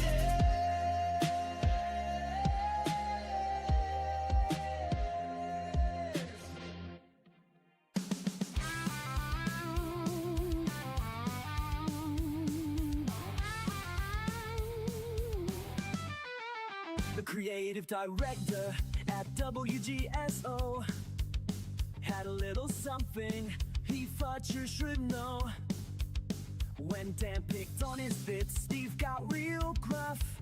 So Steve called Dan a flake, called him liberal dandruff. Steve thinks that his lines are really clever, but when do people ever like him? Never. Liberal Dan's got better lyrics, this is true. Listen and you'll feel like I do. Liberal Dan, his show is great. Liberal Dan, he goes live at 8. Liberal Dan radio, it's the best, cause Liberal Dan's head and shoulders above the rest. Steve's about to find out his mistake. In this feud, Dan's Kendrick, Steve is Drake. Dan might not be the world's best singer, but he's got more talent in his little finger. Steve thinks that his lines are really clever, but when do people ever like him? Never. Liberal Dan's got better lyrics, this is true. Listen and you'll feel like I do. Liberal Dan, his show is great. Liberal Dan, he goes live at 8. Liberal Dan radio, it's the best, cause Liberal Dan's head and shoulders above the rest.